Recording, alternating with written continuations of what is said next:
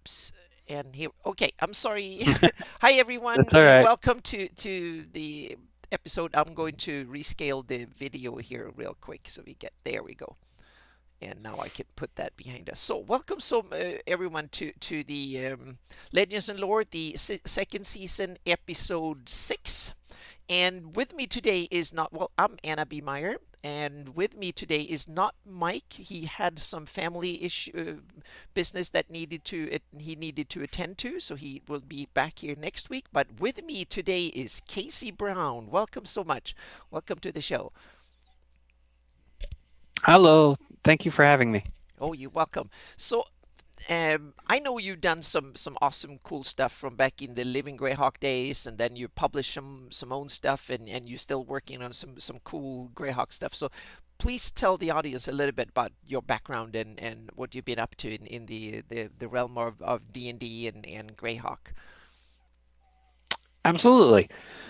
So I'm currently working on converting my next Living Greyhawk adventure to the Pathfinder rule set. It is a module called Blue with Envy. It was an IU's meta-regional adventure set in the Bandit Kingdoms, and it will be the Ah, third adventure I've converted to Pathfinder from my Living Greyhawk days. cool. Uh, So. Mhm. That's kind of one of the few, and I'm kind of, especially since I run my games using Pathfinder. I think your modules have been so cool because you can, even if I don't run them oh, thank as you. they're written, I can steal all the use them and so on. So I kind of love them that way, and I'm not the only one that loves them. There's been some really cool feedback from them, but so you published, what is it, like two, three, or something like that over the years? How many? I've currently published three from my Living Greyhawk days, and then I did two adventures into Pathfinder, which were based on my home campaign here in Boston a Ah, couple years ago, and they're kind of sort of Greyhawk adventures, but mm-hmm. obviously they have the Greyhawk IP Yeah, stripped out of mm-hmm. them. They're Yep. they're set in what I call an analog of Rook Roost. It's a city called Riverton.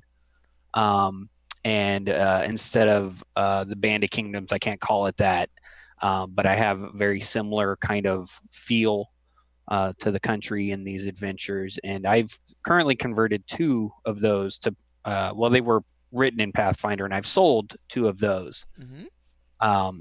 And the first one is SOR1, a page of scrolls. It's a level one adventure, a sewer crawl.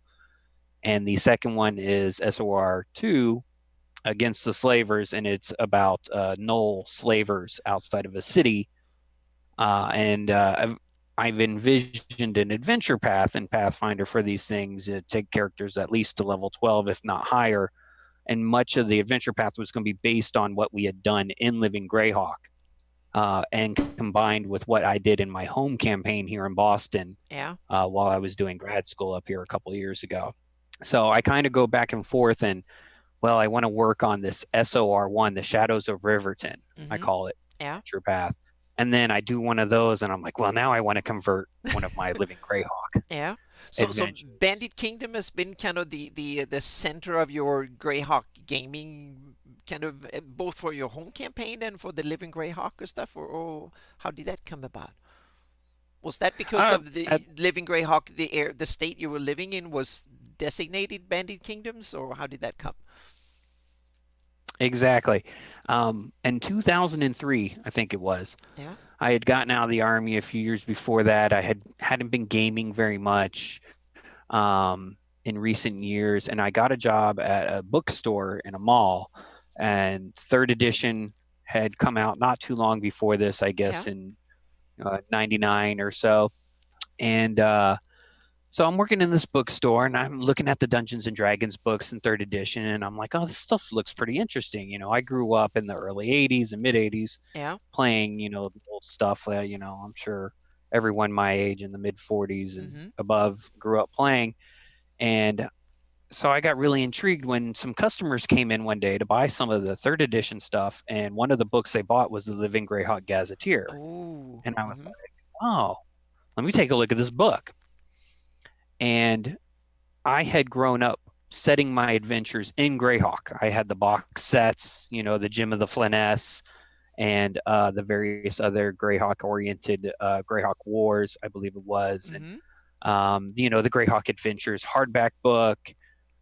So I had always set my stuff in Greyhawk, even when Forgotten Realms blew up and became the big popular Yeah. setting. I just Mm-hmm. Yeah, you preferred kept it. what I Yeah. knew about Greyhawk. Yep. So I'm working in this bookstore, and it's in Texas. And these customers told me, like, oh, if you want to play some Dungeons and Dragons, we have this thing called Living Greyhawk that we play in. And I was like, Living Greyhawk, what does that mean? And they said, well, it means you can play your character anywhere. And I said, explain. Yeah. And they said, well, you know how you normally will have one dungeon master, and when that dungeon master graduates from high school and goes off to college or joins the military or gets married and has babies and Yep. disappears, Mm-hmm. Then you you. can no longer play that character, Yep. because you're going to find a new campaign. The new dungeon master is going to have their new rules for character creation, home rules, what game world is the campaign set on, etc. They said that does not apply in Living Greyhawk. You have a character, there's an accounting system, and you can play adventures all over the world that are set on the world of Greyhawk that are written by different people. Yep. And I just thought that was fabulous. I was Mm-hmm. like, that Yep. is amazing. Yep. So I became very intrigued by this, and this was probably in early to middle 2003, I think it was. And I was in College Station, Texas. I had gone to school at Texas A&M in the 90s, and after I got out of the Army, I had resettled in College Station. And the campus has a really good active gaming community that did a lot of Dungeons and Dragons, and Living Greyhawk took off really well on campus. Yeah. Some very active players and dungeon masters, and eventually adventure writers and future triad members, and things like that. And then you So I moved up quickly and found them. They yeah, you found them and you got involved in the actual running of the campaign. exactly. I started playing. Quickly was like, this is great. I need a creative outlet Mm-hmm. for these things that I have in my, like, what can I help with? Yeah. I kind of went a little overboard with how eager I was. I was checking the website I, daily I, because I totally the, get you. I've been there too. Yeah, I'm still there. the try. Well, the Triad at that time were doing a great job of posting content to the Bandit Kingdoms website that would post little rumors, or just talk about events that had gone on at Mm-hmm. conventions, which hosted the interactives. um, uh, and so I decided, like, well, how can I help? Well, what can I be of assistance? And I reached out to a gentleman named Michael Garris, who at the time was the Bandit Kingdom's meta regional coordinator Yeah. triad member. Every region had three uh, triad members, obviously. I Yeah. guess that's pretty obvious. And he was in charge of what we call the meta regional stuff. Meta regional stuff would be background rules Mm-hmm. for organizations that exist within the game world. And I said, Michael, my name's Casey. I've really enjoyed Living Greyhawk. What can I help with? And he needed people to assist with running the what we call the meta organizations. And a meta organization would be an organization within the game, such Mm-hmm. as the Druids of the Old Faith. Ah, okay. Now I get it. Yeah. And players could join the Mm-hmm. Druids of the Old Faith, but there were rules in Living Greyhawk as to what that meant, what kind of commitment that meant for your Yeah. character, what Mm-hmm. kind of access you could get from Yeah. joining that organization. So I became the meta org coordinator for the Fan Larentian Sylvan Elves of the Felreave Forest. Cool. Yeah. They are a canon organization Mm-hmm. from I use the evil, if not earlier Yeah. works. I'd have to check the Zavoda index. I apologize. I should Yeah. know this off the top of Mm-hmm. my head. No, no. I had it. Um, Yeah. and they are a group of Sylvan Elves in the Felreave Forest who have been resisting IUs ever since the Greyhawk Wars started, and they actually ended up allying with a group of humans from the Rehu portion of the Bandit Kingdoms who stumbled into the forest. Mm-hmm. And through that experience, I became a volunteer for the campaign. And after I did that for a year or so, Michael, who moved on, he had to move for real life considerations, or Yeah. family or job or whatnot. His successor was a gentleman named Thomas Brister, and Tom and I became really good friends during the campaign. And Tom asked me to assist with the Bandit Kingdom's special missions. Special missions were a very rare thing in Living Greyhawk, in which one adventure, which is normally run for hundreds of people Yeah. throughout its lifetime, 2-year lifetime of an adventure, would be run for one table and one table only. And Wow. it was a bad use of resources in Living Yeah, Greyhawk but I terms, guess it was but kind of you a could give special treat for the ones that got a chance to play it. And was that also then set to outcome to change the outcome of the campaign, so to speak? What they failed or that succeeded? that's a great question, because it was not allowed to specifically affect the campaign, because the fear Damn. was Triad members might write a special mission for their friends that Ah, would be like, you're going to go kill yeah, the king of the yeah, giants. and then screw things up. Yep. Yeah. Right. And no one else in the region could participate in that storyline. So these were usually used to fix curses, Ah, and okay. diseases Yeah. and Mhm. other or plot points. Like if Mhm. someone had if their character had a child with a fae, Mhm. for instance, there was a Jeff regional mod, I believe it was, where you could have a certed half fae baby. It was Whatever the kind of results cool. of There that was a adventure were. yeah, there was a lot of things they didn't shy away from back then. That was kind of you took the Yeah. liberty. And now before we continue, I'm just going to say welcome to Bavix and Gary in chat. Wonderful to have you on again. And this is really cool. It will be kind of a Living Greyhawk revival. And I wasn't part of the Living Mhm. Greyhawk. I lived in Sweden back then. It was kind of tough enough to be a member of the RPGA society was difficult enough, and I was so busy with other things. So I did a little bit of my Greyhawk mapping on the side. That was and some gaming. That was it. So I was unfortunately not able to join the Living Greyhawk. I was very disappointed at the time, but it's so cool now that I can get to meet you and others and talk about it and get the kind of cool everything cool that happened. So yeah. So you really you got into to part of run and the Living Greyhawk campaign ran until what was it 2007 or 2008 or something? It ran till 2008. We were told it was ending in the summer of 2008, Yeah. and that it would end at the end of the year. Mm-hmm. And they told us, instead of being able to write, say, 8 adventures, which was normal for a region during the year, that I think we were only going to be allowed to write 6, something like that. It's been Yeah. 11 Yeah. years, but Mm-hmm. yeah. So they told us pretty abruptly, and that of course was because of the upcoming shift to 4th edition. They decided they were not going to port Living Greyhawk over to 4th edition. They went on to Yeah. create whatever it was they did for 4th edition. I Yeah. was not There was involved. that was Forgotten Realms kind of adventure. I think they had a Living Forgotten Realms, but I'd never heard much about it. And then the Adventure League came with fifth edition, I think. Right now they have the Adventures League Yeah. for 5th edition, which also is not a living campaign or No, not really. Greyhawk It's I focused. guess it's their replacement, so to speak, or something. I guess the ancestor of Living Greyhawk is Pathfinder organized play that kind of took off The using Descendant. yeah in many ways Yeah, on the spiritual descendant in a way that is probably bigger in scope and more players and stuff. I don't know but it's run by it's a lot of the close. same people. So yeah. Yeah, absolutely. I mean, obviously Eric Mona Yeah. was a Mm-hmm. huge person Yep. in the beginning of the Living Greyhawk days, Yep. and now I pay though. Mm-hmm. And uh, Now we have Carlos Jason coming in also. Bullman Yep. was hi Carlos. Um, Oh yeah, Jason Bowman. Jason Mm-hmm. was a I use meta regional circle member during Living Greyhawk. He was maybe briefly my boss before he had moved on. Um, so Yeah, he so many wrote some people stuff. from Living Greyhawk. Yeah, he Hmm. wrote some stuff. I saw Jason Bowman's name. I've seen that on a lot of Living Greyhawk stuff. So it's kind of yep. It's kind of cool Oh that yeah, way. That it was yeah. I part. mean, his adventure, I think it was called Mad God's Key, was a great, Mm-hmm. great adventure. Yep.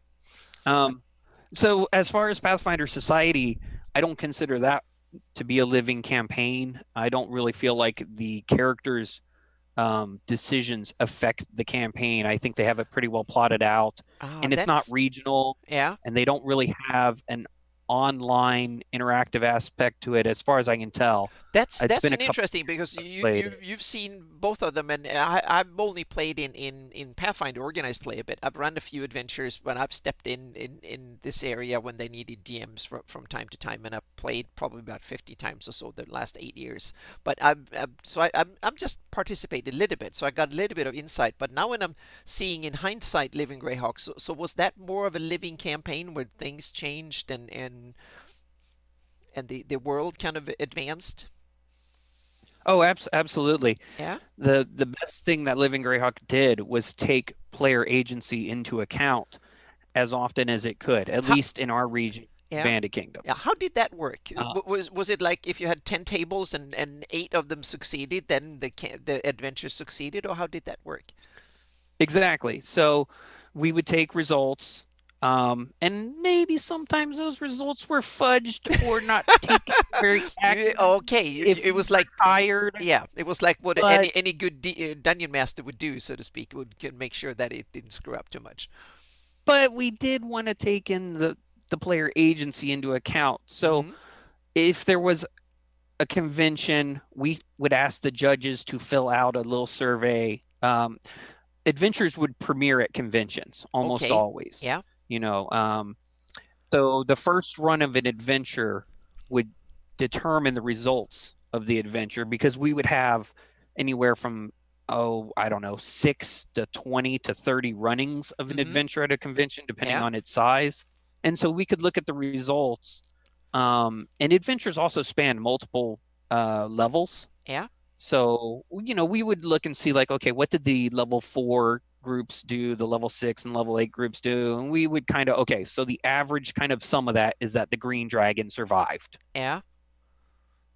So we would look at that and be like, okay, the PCs did not engage the Iusians in this adventure. Therefore, the Iusians are still there. Ah. Um, Mm-hmm. and one of the neatest things that ever happened as a result of this kind of player agency is that during an interactive that was set in the Tangles Forest, Boneheart Kranzer was raining down destruction upon a bunch of PCs. We had Morgenstaller, the Red Dragon, who was there at Kranzer's kind of behest. He'd been paid by Kranzer to show up and breathe fire on everyone. Yeah. Well, uh, there were a whole bunch of evil fae attacking, and this one player who was playing maybe a 8th level dwarven fighter type saw that there was another group, another table. These tables were running simultaneously. We had 15 tables running Okay. simultaneously at Yeah. this event, Mm-hmm. and each table had its own judge, and we were operating on every table's on the same round Oh, so you system. synchronize, so you advance the clock Exactly. equally, so to speak. Yeah. So that Cool. a PC could leave one table and go to another table, and it didn't Oh, matter if they left an APL 2 yeah. table. They could go to an APL 4 table, or they could go to an APL 16 table, which would not be recommended, obviously, if you were No, low but level. yeah. And if you were a player of a high level character and you went to a low level table, sure, you could wipe out the bad guys really quickly for those low level guys. But Mm-hmm. the neat thing about that was it would free up those people Yeah, to to go. then go help other tables. Mm-hmm. So some of the high level people would do that at interactives, and they would also do massive buffing spells for the low level That people. is But so anyway, cool. Yeah. so this one player went to go help a table, and he's playing this brave dwarven fighter, and he gets to this table. I think he went from an APL 8 table to an APL 10 table. So he went to a harder table to go help them. Yeah. And everyone at the APL 10 table fled. They were getting their butts kicked by the demons and these fae, and they were like, sorry, buddy, we're out of here. Yeah. And this guy ended up getting his character got captured in a resilient sphere while everyone else ran away. And so because the resilient sphere's duration was so long and there was nothing he could do to get out of it, we told him, check your character sheet, look for every single magic item you own, and let us know if there's any way you can get out of this. He couldn't get out of it. So we dealt with the rest of the interactive, and then we came back to him and we said, I'm sorry, but this is what's going to happen. The resilient sphere is going to drop. You're surrounded by demons. Yeah. We could role play this combat, but we're talking Glabrezu and other demons that an eighth level fighter is just not going to be able to kill. And all the PCs have fled. The event is over. So he says, well, I go down swinging, basically, is what he Yeah, said. he's And a dwarven everyone, fighter, so yep. yeah, and everyone was like, whoa, that's like the most dwarven fighter thing he could have said. That's Yeah. amazing. And it became known as Ulfgar's Last Stand. Oh, is that where it comes from? This is so cool. Right, Yep. right. And he inspired the players of the region Yep. to take more risks and with their characters Yeah. because sometimes you get really attached to a character, especially Mhm. in a living campaign where you get to Yep. play them anywhere in the world. Mhm. And the the players in the Bandit Kingdoms saw this inspirational act on his part and started being much more violent towards the Iusians and whatnot in the future. But what they also decided to do was they approached us, the Triad, players of other dwarves, said, we as dwarves want to honor our fallen comrade. We want to build a statue in his honor on the site where he died. Can we do that? And that's what we used a special mission for. Ah. Mhm. Because this was something Yeah. that wouldn't affect the story of the entire region, Yeah. but it was something that was important to these players to honor this character. And it blew us away that they were willing to be that engaged with this one character's and player's story. So yeah, Yeah. I said, yeah, I'll write that special mission. And I think I wrote it over a weekend. Or I probably co-wrote it with Britt, who Yeah. was a circle member Mhm. and one of my best friends. And that's kind of cool that you can so quickly tie in and kind of extend the story and build upon on current events, so to speak. You didn't have to. It wasn't a canned campaign to begin with. That was written Right, 6 months exactly. ago. It was yeah. It was like you said. It lived up to the moniker of being a living Greyhawk, a living campaign. Yeah. And when they played the special mission at the next convention, Yeah. they had to gather. They spent like 25,000 gold pieces on this statue. They had like it was an APL 14 or 12 table, so they had some really powerful spellcasters that did all these blessings upon the statue. All this sanctify or consecrate type spells, Yeah. and basically the adventure that I ran for them was the ground opened up and it led to an underground Dwerger dark dwarf Mhm. city that no Yeah. one had known about, and so they got to fight all these evil dwarves because they were there to honor their friend. The dwarven gods kind of said like, "Hey, look, here's some evil dwarves. You can go fight." And that was all the results of them approaching us to honor their friend's death. And then that dwarven, evil dwarven city got attacked in a future event Yeah. and cleaned out, and they took it over, and it became a meta organization for the dwarves of the Bandit Kingdoms called Morak Doom. Um, and it's under the Tangles Forest near the Rift Canyons northern side. And that is entirely basically created because they wanted to honor Ulfgar, the Fallen. Yeah. And I think we even set one more adventure in that plot. And I don't know if I had shared the location of Morak Doom with you in the past, No, I don't think so. but It's it not here, but should it's so be. cool because now we can put it on the map. Yep. Yeah. Um, So yeah. So hang it on a would be. second before we go. I'm just going to say that Mhm, Gary wondered in chat where what happened to Mike this week, and he have had mhm. a family thing that he had to attend to. So therefore, Casey have to come in and kind of help me out tonight. So it's so yeah. Thank you again, Casey, for coming on so quickly. Well, my pleasure. And Yeah. I hope everyone can find this Yeah. Living Greyhawk lore and Bandit Kingdoms lore interesting. Oh yeah. It's I've my little. Yep.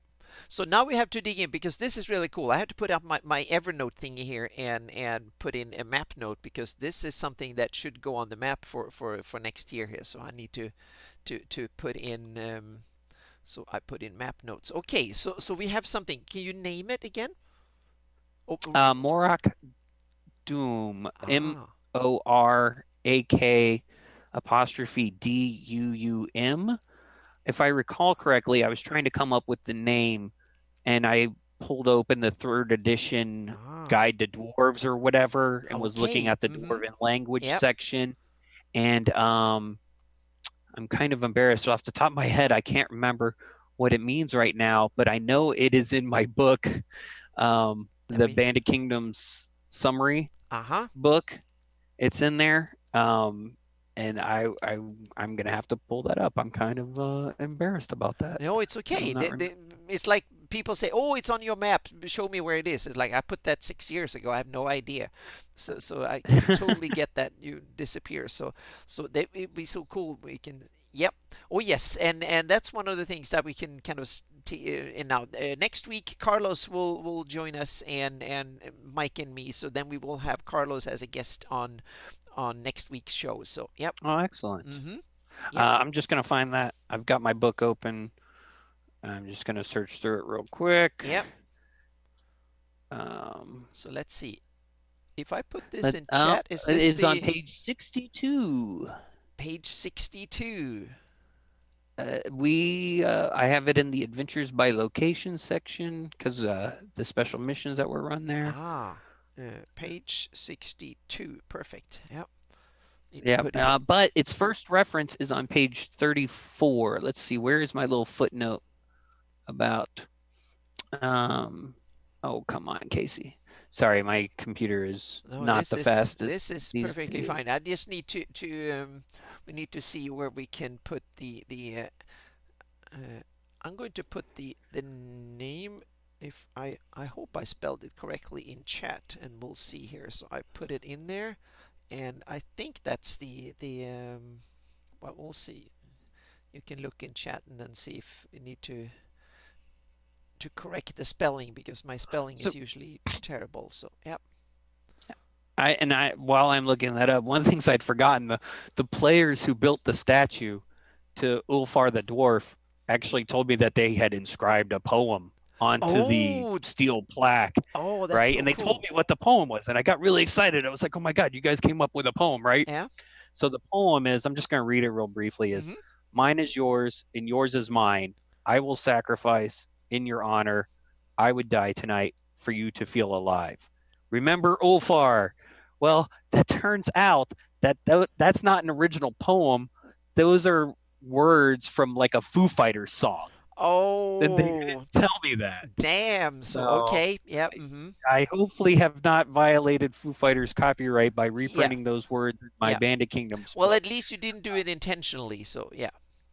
Yeah, but so I'm having trouble finding what the word Mork do means, but I'm positive there's an entry somewhere in my book. I Yeah. just no. What? And Oh, we have. here it is. Yep. I'm so excited that I found it. I put so many footnotes in this thing. It translates as home of the brave axe clan. Oh.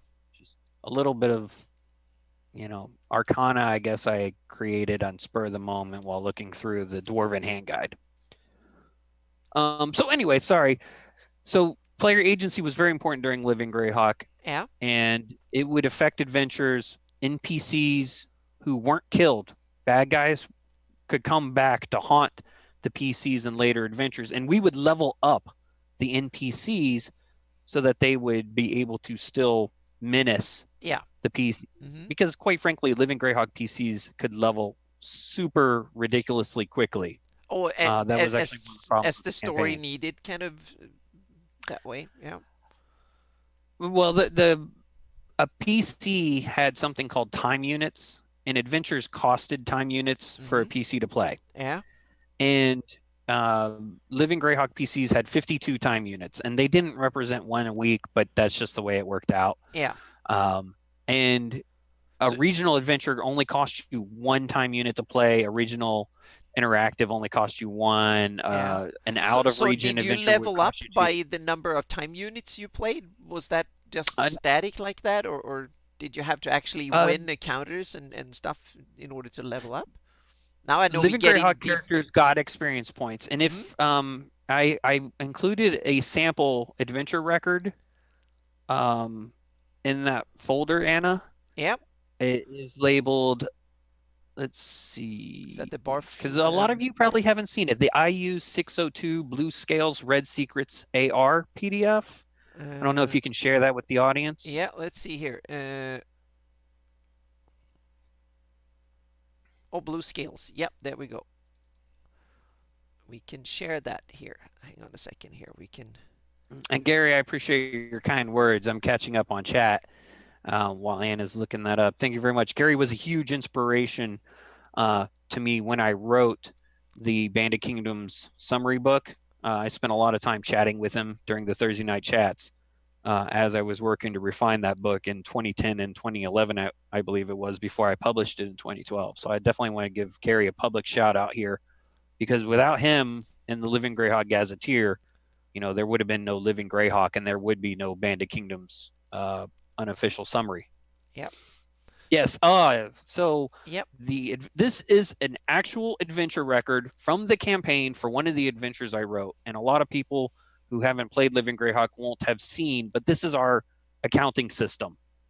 This would allow you to record the information. You notice gained a level, lost a level, ability drained. Mm-hmm. That was frequently checked off in the Bandit Kingdoms. Okay. Died was Yep. frequently Mm-hmm. checked off in the Yep. Bandit.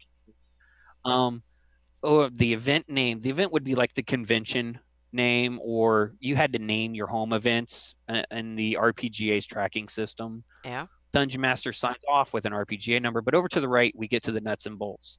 You you could play this adventure at 4 different tiers, from average level 6 to average level 12, and you'll see that they have a max experience points and max gold piece totals underneath them. And that is how you tracked how much golden experience your character had. And then in the big box to the left would be what we would now call boons and favors that you Yep. could earn Mm-hmm. or access to magic items. Living Greyhawk had a very strict rules about access to magic items. Um, just it often depended. It is kind of similar to Pathfinder Society and Mm-hmm. how they do it. Yep. But you'll see over here to the left, there is this companion of the rift. You could gain access to having a displacer beast cub as a cohort. Wow. Mm-hmm. Just a very unusual thing that I got the circle to approve. I believe at this point it was probably Tulak, Chris Tulak, who's now works for Wizards of the Coast directly. Yeah.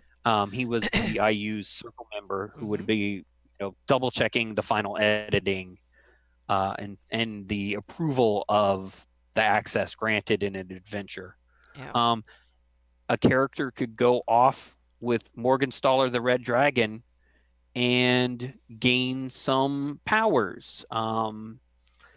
Obviously, Morgenstaller is a chaotic evil red dragon. There was a lot of concern about, are we implying that he rapes the PC? I want to say for the record, no, that was never the intention. It was always the intention that if a chaotic neutral character wanted their if a chaotic neutral character wanted to join Morgenstaller, everything would have been consensual.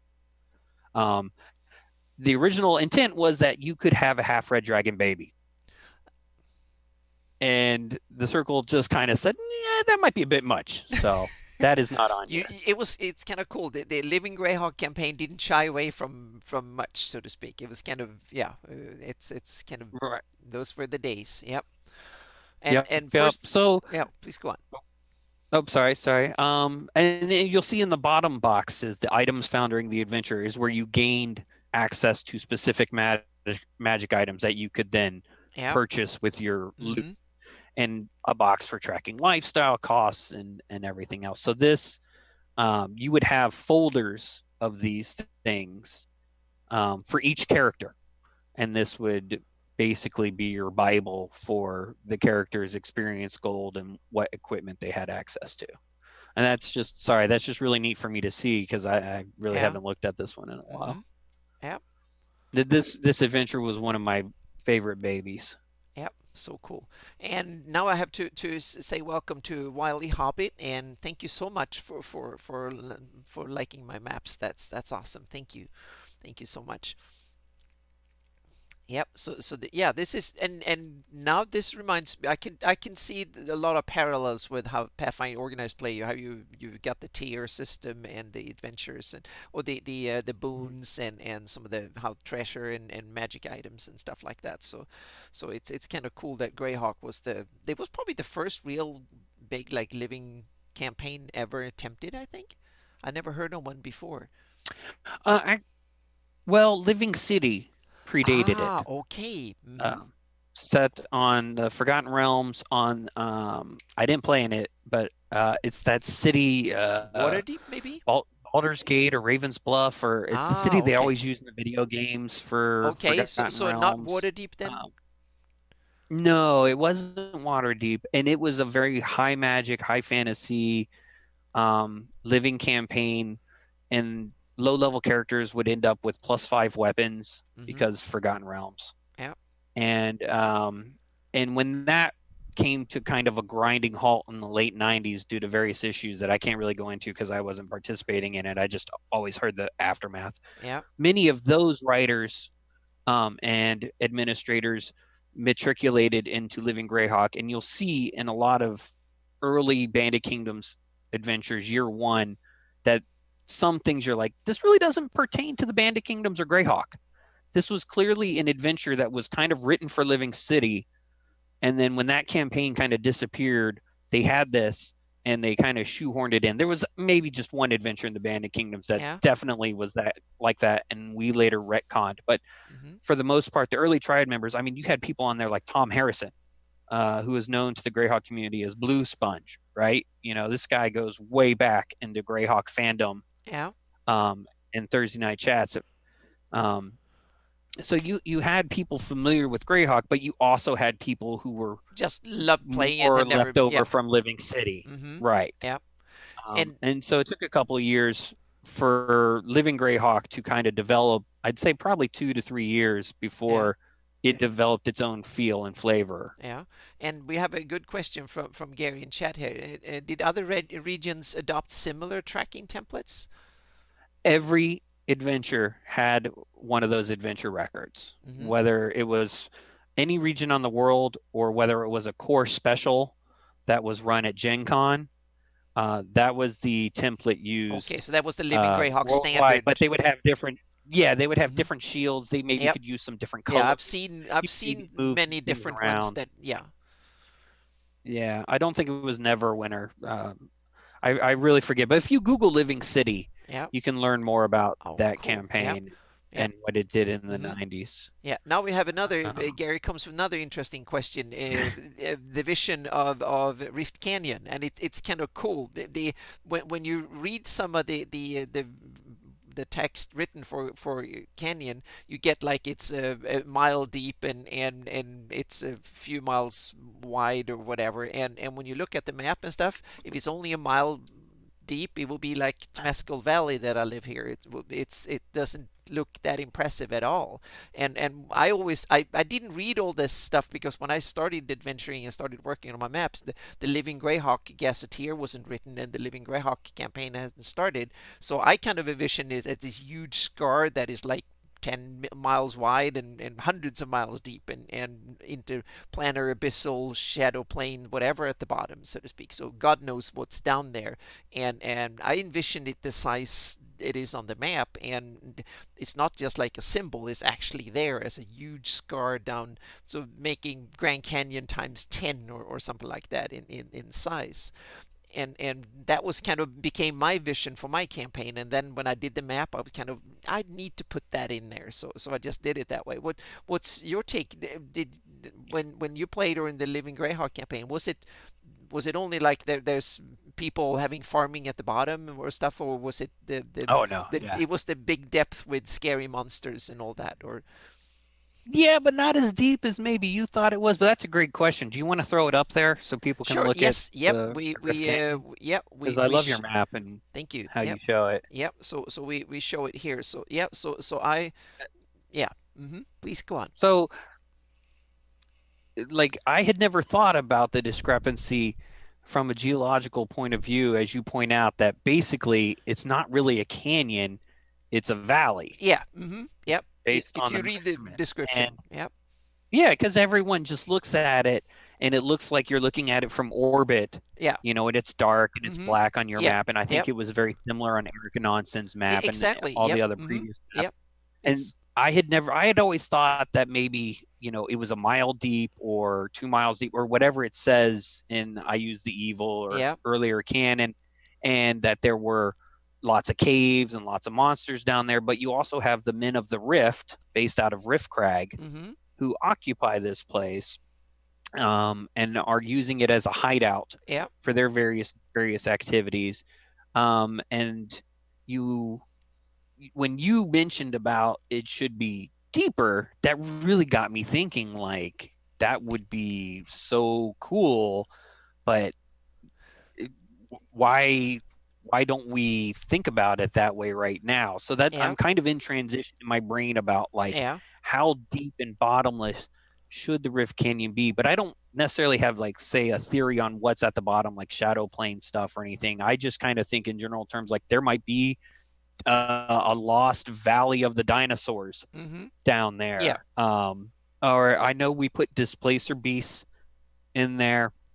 That's the adventure record you just saw that had the displacer Mm-hmm. beast cubs on it. And various other monsters um, were down in there. We do know from canon, I think it was Kranzer, like to adventure in the Rift Canyon to quickly gain levels. Yeah. So we know it's a dangerous, hazardous place, but he Mm-hmm. would get to take a whole bunch of charmed, orcs down there with him as bodyguards, Yeah. let them beat up on a monster, him go kill it, and then Yeah. take the experience and Yeah. treasure. But you have a lot of activity around, the Leering Keeps, mm-hmm. and Yep.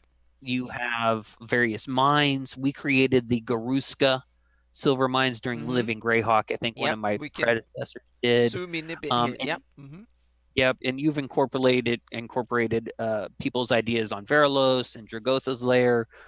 You've incorporated my ideas on the Dragon Rift. Over on the right is where Morgenstaller Mm-hmm. likes to hang out, Yep. because it's near the where I envision the roads to be, that run around the Duchy of the Artonsme and things Yep. like that. Mm-hmm. So the Rift, yeah, it's Yeah. I think Go on. crazy if you were on the bottom of it, but geologically, like you've said, the sun, you would be able to see the sun almost all day Oh yeah, if you exactly. It's middle. like, yeah, if I look at it, it will be like an alpine narrow valley. That will be what it will be like if you go by the description. So and it's a bit over 100 miles east to west, more than 100 miles, and north to south, the whole area it's roughly like 35 miles or something.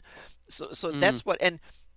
And the way I envision it, and I've started to envision it, and I did a little bit because I put these pillars in here and there, and I don't mm-hmm, envision it as bottomless all the way, so to speak. So there's mm, definitely, and since it's so wide and so long, you can have like a ledge on the side of it, could be a mile wide. You can have mm, agriculture. People can build a city half a mile down on the ledge, so to speak. So there is like the scale of it opens up possibilities that are really fantasy like. You can have all sorts of right, cool stuff, meaning you can have a sheer wall size going 10 miles up if you want to, and spreading, and you can have like a ledge and a crack going out that people you can build a town there. So there's plenty of right, time of chances and possibilities for a lot of people to hide out there, to wander around, and so on and so forth. So I see yeah, that there's like people and monsters. there's so much you can make with this. So I would, and that's one of the things that is high on my list. In 2 or 3 years time, I will definitely map the Rift Canyon in 3D, and I'm planning to cut it so you can see a northern half and you can see a southern half, and you can Oh see it wow, like in perspective, and you can see it down, and I want to try somehow and make you can, so you have all sorts of environment from the bandit hideouts half a mile to a mile down on the sides, and then there are deep openings leading down to God knows what, so to speak. And you can have Mm, big lakes at the bottom, you can have craters, and you can have openings leading into the abyss, to the shadow plane, all sorts of stuff. Meaning, mhm. it's such a big location that you can do all sorts of cool things with it. And Oh yeah.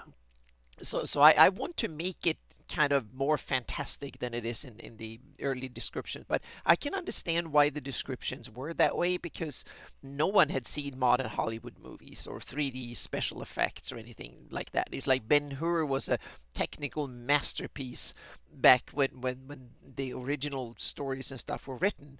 Today, when we've seen what modern Hollywood can do and stuff, nothing that is like a mile deep doesn't impress anyone. And the same thing is like the pinnacle and some of the other, that it says, oh, it's a huge pinnacle sticking up 80 feet, meaning my Mm. neighbor's house is like 80 feet, and that doesn't impress anyone.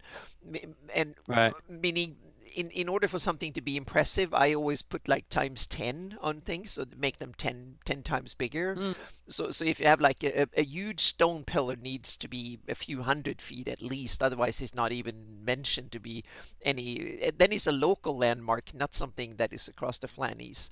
So I've kind of mhm. always upped my ante quite a bit in my campaign that way, in order to make it compatible with Game of Thrones and Lord of the Rings on the movies and stuff. So a little bit more Hollywood style fantasy that way. And I also see that in a fantasy world, mountains can actually be taller than the real world. So what I'm planning to do is that the yacht hills and the crystal mist that are described as the tallest mountains on at least in the Flannies, Mhm. I have them at Mhm. probably close to 30,000 feet. They're close to the 10-kilometer mark, so they are taller than the Himalayas. They're really Oh, barriers up there, and wow. so that's because I wanted to, from a map maker's perspective, I want to kind of push the edges a bit, and it also opens up for some really cool. You can have effects, meaning you can live in a valley 20 miles away and you can look up and you can see the mountains on a clear day up there. You can see the white dragon sitting on the top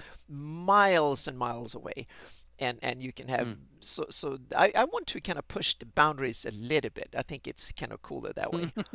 It's a fantasy game. Yeah. You know, Mm-hmm. you Yep. do whatever you want. Yep. Not, I like things to make sense, but you can make anything make sense. We put Yeah. a colony of Mm-hmm. illithid mind flayers Exactly. in the um over in the northwestern portion under the Tangles Forest, which ties into that whole Dwarven city Mm-hmm. storyline I told you Yep. about. Because Mm-hmm. we were like, where else in the Bandit Kingdoms would we have a colony of mind flayers?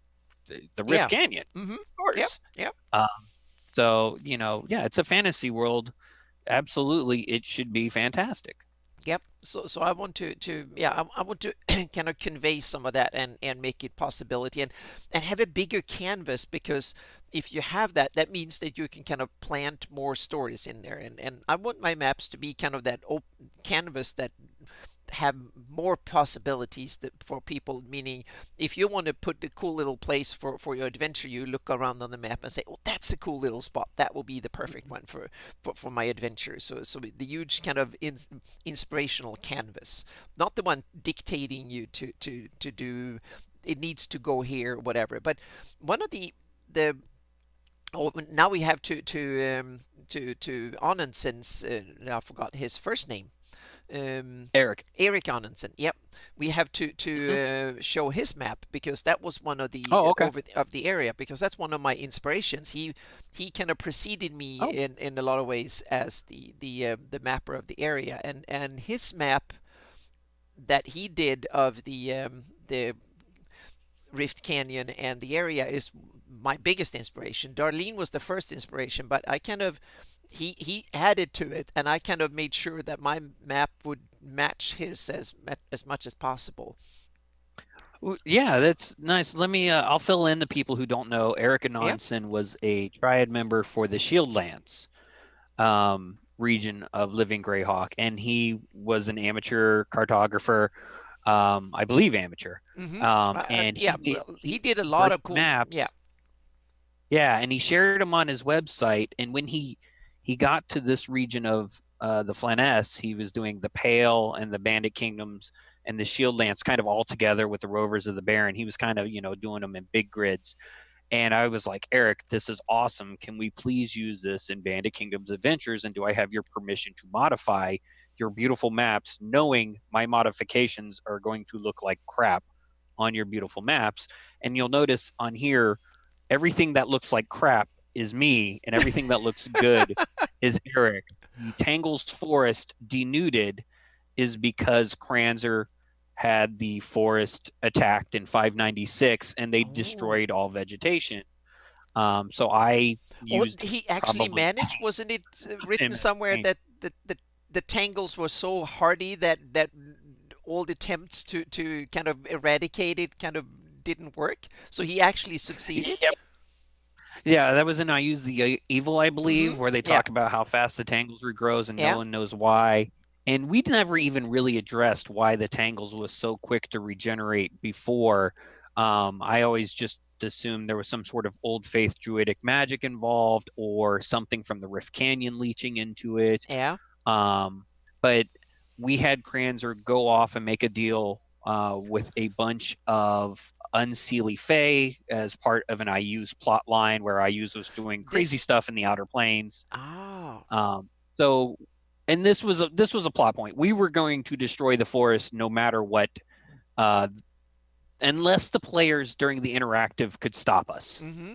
And basically, they and didn't. they didn't. They weren't Damn. able So to I have. stop Yeah. uh, Kranzer. So it could have been prevented by the players. It Mm-hmm. was not just done by fiat, but Yeah. he had researched because Kranzer's a master alchemist in canon. So he researched a formulation, a weed killer. He created a super magical weed killer. And then what he did was he had a flight of rocks drop gallons of this stuff across the Tangles forest while Faye were attacking the PCs to keep them occupied so they could not attack the Vrox. So And damn. so the PCs Yeah. to finish their Mm-hmm. encounters to fight the Vrox, and they were unable to do so. So damn, now you mean I have to change my 598 maps and remove the Tangle Forest here? Damn, this is. Well, which canon do you want? Yes, There's that's the thing. Pazelhawk, Yeah. there's Mm-hmm. Living Greyhawk Oh yeah. canon, Yeah. there's your Yeah. canon, Yeah. or Mm-hmm. head canon. Yep. Yep. I Yeah. I but I did I the didn't read forest. your book. I didn't have your book. Your book wasn't written. The summary wasn't written when I did the area, so that came afterwards. So that's my only Yeah, excuse. Otherwise, I would have to yeah. get rid of it. Yep. Mm-hmm. But this is In so in much fun. my head canon, the forest is slowly regenerating because a green dragon has relocated to the forest and the green Oh. dragon has partnered with a druid, Yeah. and between the two of them they're able to slowly counter the effects of Mm-hmm. the magic weed garden weed killer stuff that Kranzer created. Cool. But Yeah. that was also part of Living Greyhawk Mm-hmm. because the Living Greyhawk PCs did not kill the green dragon Yeah. on average. I think only 1 out of 10 tables during the premiere of this adventure fought the dragon. I'm not even sure that table killed the dragon. So that dragon was left alive. That dragon went from being lawful evil to lawful neutral as a result of the fact that the PCs later helped Yeah. that dragon with something. That, in fact, ties into my next Pathfinder conversion um, of Blue with Envy. Actually deals with that Yep. plot line. But Oh, that's that, cool. Yep. so anyway, so if you want the tangles to be denuded because you're like, yeah, Living Greyhawk stuff is Well, I kind legit of went with and most of I it, want to use so yeah. pieces of it. Mm-hmm. Yeah. But if you don't, then that also doesn't hurt our feelings because Yep. while Living Greyhawk was originally pitched, and I think Gary maybe knows more about this than I do, was originally pitched that it was going to be canon. Now, that's how they attracted authors and triad Mm-hmm. members and volunteers who were unpaid, and authors who were barely paid, and triad members who were not paid. They said Living Greyhawk will be canon, and this is recorded in various chat boards back in '99 or 2000. Before they changed their mind a few years later because Uh-oh. it Yeah. grew to be overwhelming. Too many regions, too many adventures, too much to keep track of. Yeah. And quite frankly, I don't blame them. But in my head canon, the best parts of Living Greyhawk are canon. But I don't even know what happened in Keeland because no one has written a book, the unofficial Living Greyhawk Keelan, That's the thing. summary. I That's don't. so bad. We should have that for every region should have its kind of author that writes the same type of book you did. That was fantastic. That would have been so cool to I have it. appreciate that. Yeah, that would be Yeah, any chance you can collect the information from other regions and start a series? it would probably take years per region, and I'd have to Damn. quit my real job, Well, and if you sell a lot, no then one you would could do pay that. me for That's the that thing. time. Yeah. Yeah. You have to And start now a it's Patreon, been do that, 11 and years. yeah, Yeah. No, it would be, and I was intimately familiar with the Bandit Kingdoms as a player from yeah, year 3 onward. yeah. So I got to play the year 2 adventures because they were in circulation for 2 years. And then as a meta coordinator, and then as an author, and then as an editor and triad member and Mm-hmm. whatnot. So Yeah, I had access to all the archives, yeah, and I could reach out to my former admins and my friends and be like, hey, yeah, remember that special mission you ran at Alcon at Rice University in 2004? I can't find a copy. Can you please give me a copy or tell me what yeah, happened? yeah. For other regions, like I played in the Yeomanry, which was Louisiana Mm-hmm. and Mississippi, I believe, and Yeah, Tennessee, because I had a secondary character, so that I could play some. I wasn't always judging. Um, and I couldn't really tell you too much about the Yeomanry storyline, but I could tell you what their feel was, yeah, versus the Bandit Kingdoms. I got to play some in Divers, and had a great time, and probably I think once as well the County of Ernst, and had a great time. But when it comes to other regions, they were so insular because of the Living Greyhawk regional system that you would yeah, really have to find someone who was heavily involved in that region for at least 5 years, and who had the time and interest. And quite frankly, after Living Greyhawk ended in 2008, I had time. yeah. I didn't have the adulting life quite like I have now. I was in grad school in 2010. Mm-hmm. Um, and that's when I finished the book. But I started working on it, I think, in 2009. I was working on campus at Texas A&M. It was a Yeah, nice job that I wasn't working nights, I wasn't working weekends. I do not have children, and I was not married at the time, so I had plenty of free time where if I could spend a couple hours looking through Bandit Kingdom stuff and yeah, making notes. And then I got to Boston in 2010 for grad school, and by about the end of 2011, I was finishing up the first draft or so and sending it off to editing to Skip, who did a great job and now edits everything I do. Highly recommend him. yeah, And I got some feedback from other former Bandit Kingdoms people on the first draft, which caused me to rewrite 1/3 of the book. But damn. did that, Yeah, sent it back to Skip, and then it came out in the summer of 2012. yeah, But the long and short of that is, I asked Wizards of the Coast, I kind of pitched to Perkins, like, hey, let's do a best of Living Greyhawk. I use 5th edition adventure path. mm-hmm. We could take the best adventures that dealt with Ayuz and his crazy maniacal power grabbing schemes from Living Greyhawk Yeah, and easily convert them to 5th edition. And by easily, I mean if I'm paid. yeah, You know, mm-hmm. not going to do anything for free for a big company like Wizards of the Coast, because Perkins and other people at Wizards keep mentioning, oh, we love Greyhawk. We, Yeah. we grew That up was. with Mm-hmm. Greyhawk, Yeah, but we never see modern products really from them unless it's Tales from the Yawning Portal, which is really Forgotten Realms, and here's how you shoehorn something into mm-hmm. Forgotten Realms. Yeah, But anyway, so they had recently mentioned that they loved IUs and they wanted to do something with IUs, and I pitched them this idea about, let's do a best of Living Greyhawk. And in my head, I saw this: we could do best of Living Greyhawk IUs, we could do mm-hmm. best of Living Greyhawk, the Sheldamar Valley, Yeah, all of the what we called the meta regions. mm-hmm. There were 5 meta regions Yeah. in Living Greyhawk, and Perkins said, thanks but no thanks.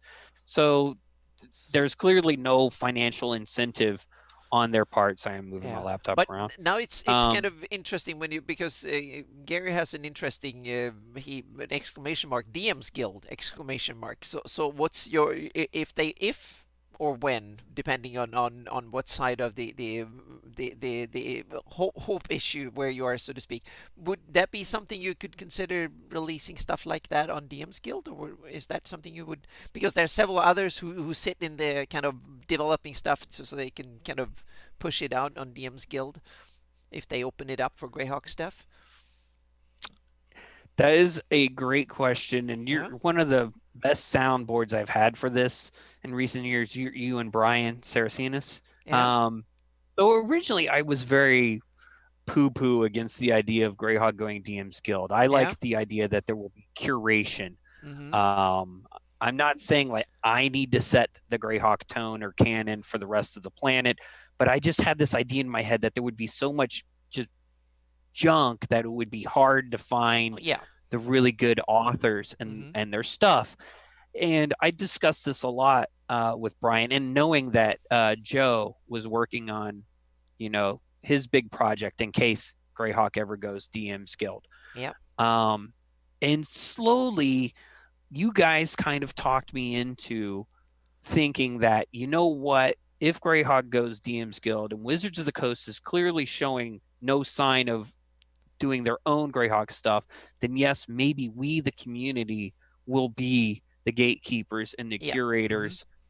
Those, like on people who've worked on Cannon Fire or the Earth Journal or anyone else. I Mm-hmm. mean, it could be Yep. anyone out there who has a great idea. It doesn't have to be some name in the fandom. Like I really have no name in the fandom. Well, you do. Um, Yeah. You but even released well, stuff. Yep. but it, but I mean, like, say people who used to be on the Thursday night chats in the '90s, like my Yeah. buddy Theo had talked to Gary Gygax about Stoink Mm-hmm. back during the old AOL chat Yeah. days, and we incorporated a lot of those conversations into Living Greyhawk. By the way, when we finally got to use Stoink, because Theo was like, "I talked to the man himself. This is what's happening in the city. I don't care what the circle has to say." Yeah. So we took the attitude as easier to Yeah. ask for forgiveness and permission in the Yep. Band of Kingdoms a Yeah. lot. Go And figure, chaotic neutral, mm-hmm. chaotic evil. Yeah. But I kind of But agree when with. it comes, Oh, so, go on. sorry, but when it comes to the DM's Guild, you guys kind of got me to come around, Yeah. and I had always envisioned a three-part series. My first book was BDKR1, the unofficial Living Greyhawk Bandit Kingdom summary, and the second and third books were going to be a gazetteer of the region, updated for the events of Living Greyhawk, um, and it would include fluff and crunch. Yeah. And then the third book would be a rogues gallery, which would be NPCs and monsters of the Bandit Kingdoms, including retired Living Greyhawk PCs. Mm-hmm. If people Yeah. reached out to me Yeah. and I felt like, yeah, this character is unique enough and serves as a good example of a type of character that exists within the Bandit Kingdoms flavor and Yeah. continuity, and it isn't just fan Yeah. service But or anything like it that. sounds like awesome products, and I was thinking what will happen if you open up DM's Guild, the floodgates will open, and you'll probably have hundreds of people sitting doing all sorts of stuff, from top-notch awesome products down to crap that probably has nothing to do with Greyhawk really, just trying to make a buck or two. I don't know what the Wizard of the Coast, what kind of filter they will have, if they would just read it Right. through for profanities, or if they will actually, I don't know. But let's say they only check it for absurd language, or something like that, and have no other safeguards. Then we still have the forum like Greyhawk Online. We have various channels and stuff where we can promote things that we think are good. So I think that you can, over time, the gems can be found, so to speak. You can have various bloggers and others who can kind of pick the really nice cherries out of the cake, and present it to others. And so that way, I think DM's Guild could really be, even if you have a lot of other stuff that is, it might, and people have different tastes too. So there might be things that This is very true. yeah. So, but I think that it can be really cool, and one day I might be able to get my maps on a version of them on DM's Guild. I don't know. It might be what I had with Cannon Fire, that it was the maps were too big, so they will not fit into into whatever Yeah. technical platform they have. I don't know. We'll see. Yeah. So there is not only the kind of the bureaucratic business policy decisions, there are technical issues too. So we'll see. Yeah. And now Gary has Yep. another awesome question, and it's a T-shirt you're wearing. That's so cool. It's the is that the Rock Roost? Oh, that's so cool. Yeah. Mm-hmm. Let me see how close I can get to my Yep. computer here. Oh, it says I don't know. Bandit Kingdoms under. It does. So this was a T-shirt from Alcon in 2004. Oh. There were actually two versions made, and this is one of the infamous um, top 10 list of things heard in the Bandit Kingdoms, which Mm-hmm. I reference that list in my book. And I'm just going to go ahead and pull it up because it would be really awkward for me to turn around and show you the back of the shirt. Um, but if I can pull that up here real quickly, sorry, again, And no, with no the worries. slow Yep. computer. So there were two versions of it, and the top 10 list was actually voted on the Bandit Kingdoms Yahoo group by the players. Patrick Brown, who's very active in the Bandit Kingdoms community for Living Greyhawk. Great player, great judge, very friendly guy, very active. He was almost a triad member at multiple times. Um, was like, we need a shirt, and the shirt needs to be the top 10 things heard at the Bandit Kingdoms, and Yeah. here are some ideas. And everyone just started throwing out, these are things I've heard during a Bandit Kingdoms adventure. And then we all kind of just voted on them, and he culled the list down, and he made two different versions of this shirt here. Mm-hmm. And this is my favorite one. I just like the way the shirt looks. Oh yeah. They're almost identical, but Mm-hmm. this is my favorite one. So the top 10 things heard at a Bandit Kingdoms table. Number 10, things are different in the Bandit Kingdoms. Number 9, as a matter of fact, I do detect as evil. Number 8, do you think we can sell it? Oh. Number 7, this would get your PC pulled in most regions. Pulled means retired. Yep.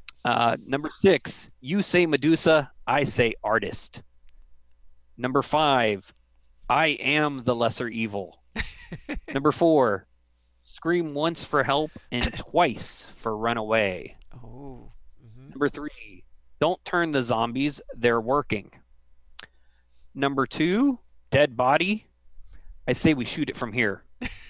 And number 1 thing heard at a Bandit Kingdoms table, yes, I shout, hail I use. So obviously we were very inspired by David Letterman Yep. in Cool. the early Mm-hmm. 2000s there. Yep. So there's slightly different quotes on the other version of this Mm-hmm. shirt. Yep. And so I guess you only wear it rarely, so you don't have to wash it often or something, so it doesn't Yeah, wear out. Yep. Mm-hmm. yep, yeah, exactly. This is going to be a keepsake for Yep. for the rest of my life. So Mm-hmm. I Yep. definitely try not to work on the car in it or anything Yep. like that. Yep. Oh, that's super cool. Yep. No, go ahead and rotate that back up. Yep. So let's see. Yeah, it's cool. We have let's see. Gary says I saw a TV show. Yeah. So, let's see. Yep, I Gary says think that the Blake. quality is more important than quantity. You don't have to write like a giant gazetteer. You can write something small and put a lot of thoughts into it, and that's probably a very good way to approach it. That's a good point because the more experience I get as an author and editor, and the older I get, the more I think I should say less. I should, cut more words, be more concise Yeah, with my writing. And I'm currently, back to your point about whether or not DM skill goes open. I am currently working on a rough draft slowly for BDK R2, a mercenaries guide to the Bandit Kingdoms. ooh, And mm-hmm. this will incorporate much of the material I wrote for the Living Greyhawk campaign. For instance, I helped edit and write large portions of the Bandit Kingdoms meta organization guidebook, Mm-hmm. and the Bandit Kingdoms mercenaries uh, book, which allowed tables to hire NPCs for adventures. And things like that. So yeah, as Gary said, self-edit. And one of the things I'm struggling with right now with this new project, I'm like, oh my God, I wrote so much Yeah, stuff for Living Greyhawk for these meta organizations. How much of it do I really need to keep? And I'm trying to really use the Living Greyhawk Gazetteer as a way to channel my focus because I'm like, yeah, look at how concise they were. They talked about the Tangles Forest in one paragraph, or the Rift Canyon in 2 paragraphs, and you still get a sense of what's going on there, or Yeah. the city of Rook Roost, or the Old Faith Druids, or whatever it was that they did write about. So right now, I really need to trim a lot of material to get this project kind of going faster. Yeah. Oh, absolutely, Blake Ryan, Batman. Living Greyhawk was set on the published canon of Greyhawk, so IU's had fully taken over the Bandit Kingdoms by the start of the campaign, and that's where we started with. I'm all the way to Alhaster. In fact, I detail IU's march across the Bandit Kingdoms in my book, in the Bandit Kingdom summary book, because no one had ever detailed it. Even in I Use the Evil, there's little snippets here and there about which Boneheart goes and attacks which city. But yeah, we definitely were based on the Greyhawk Wars.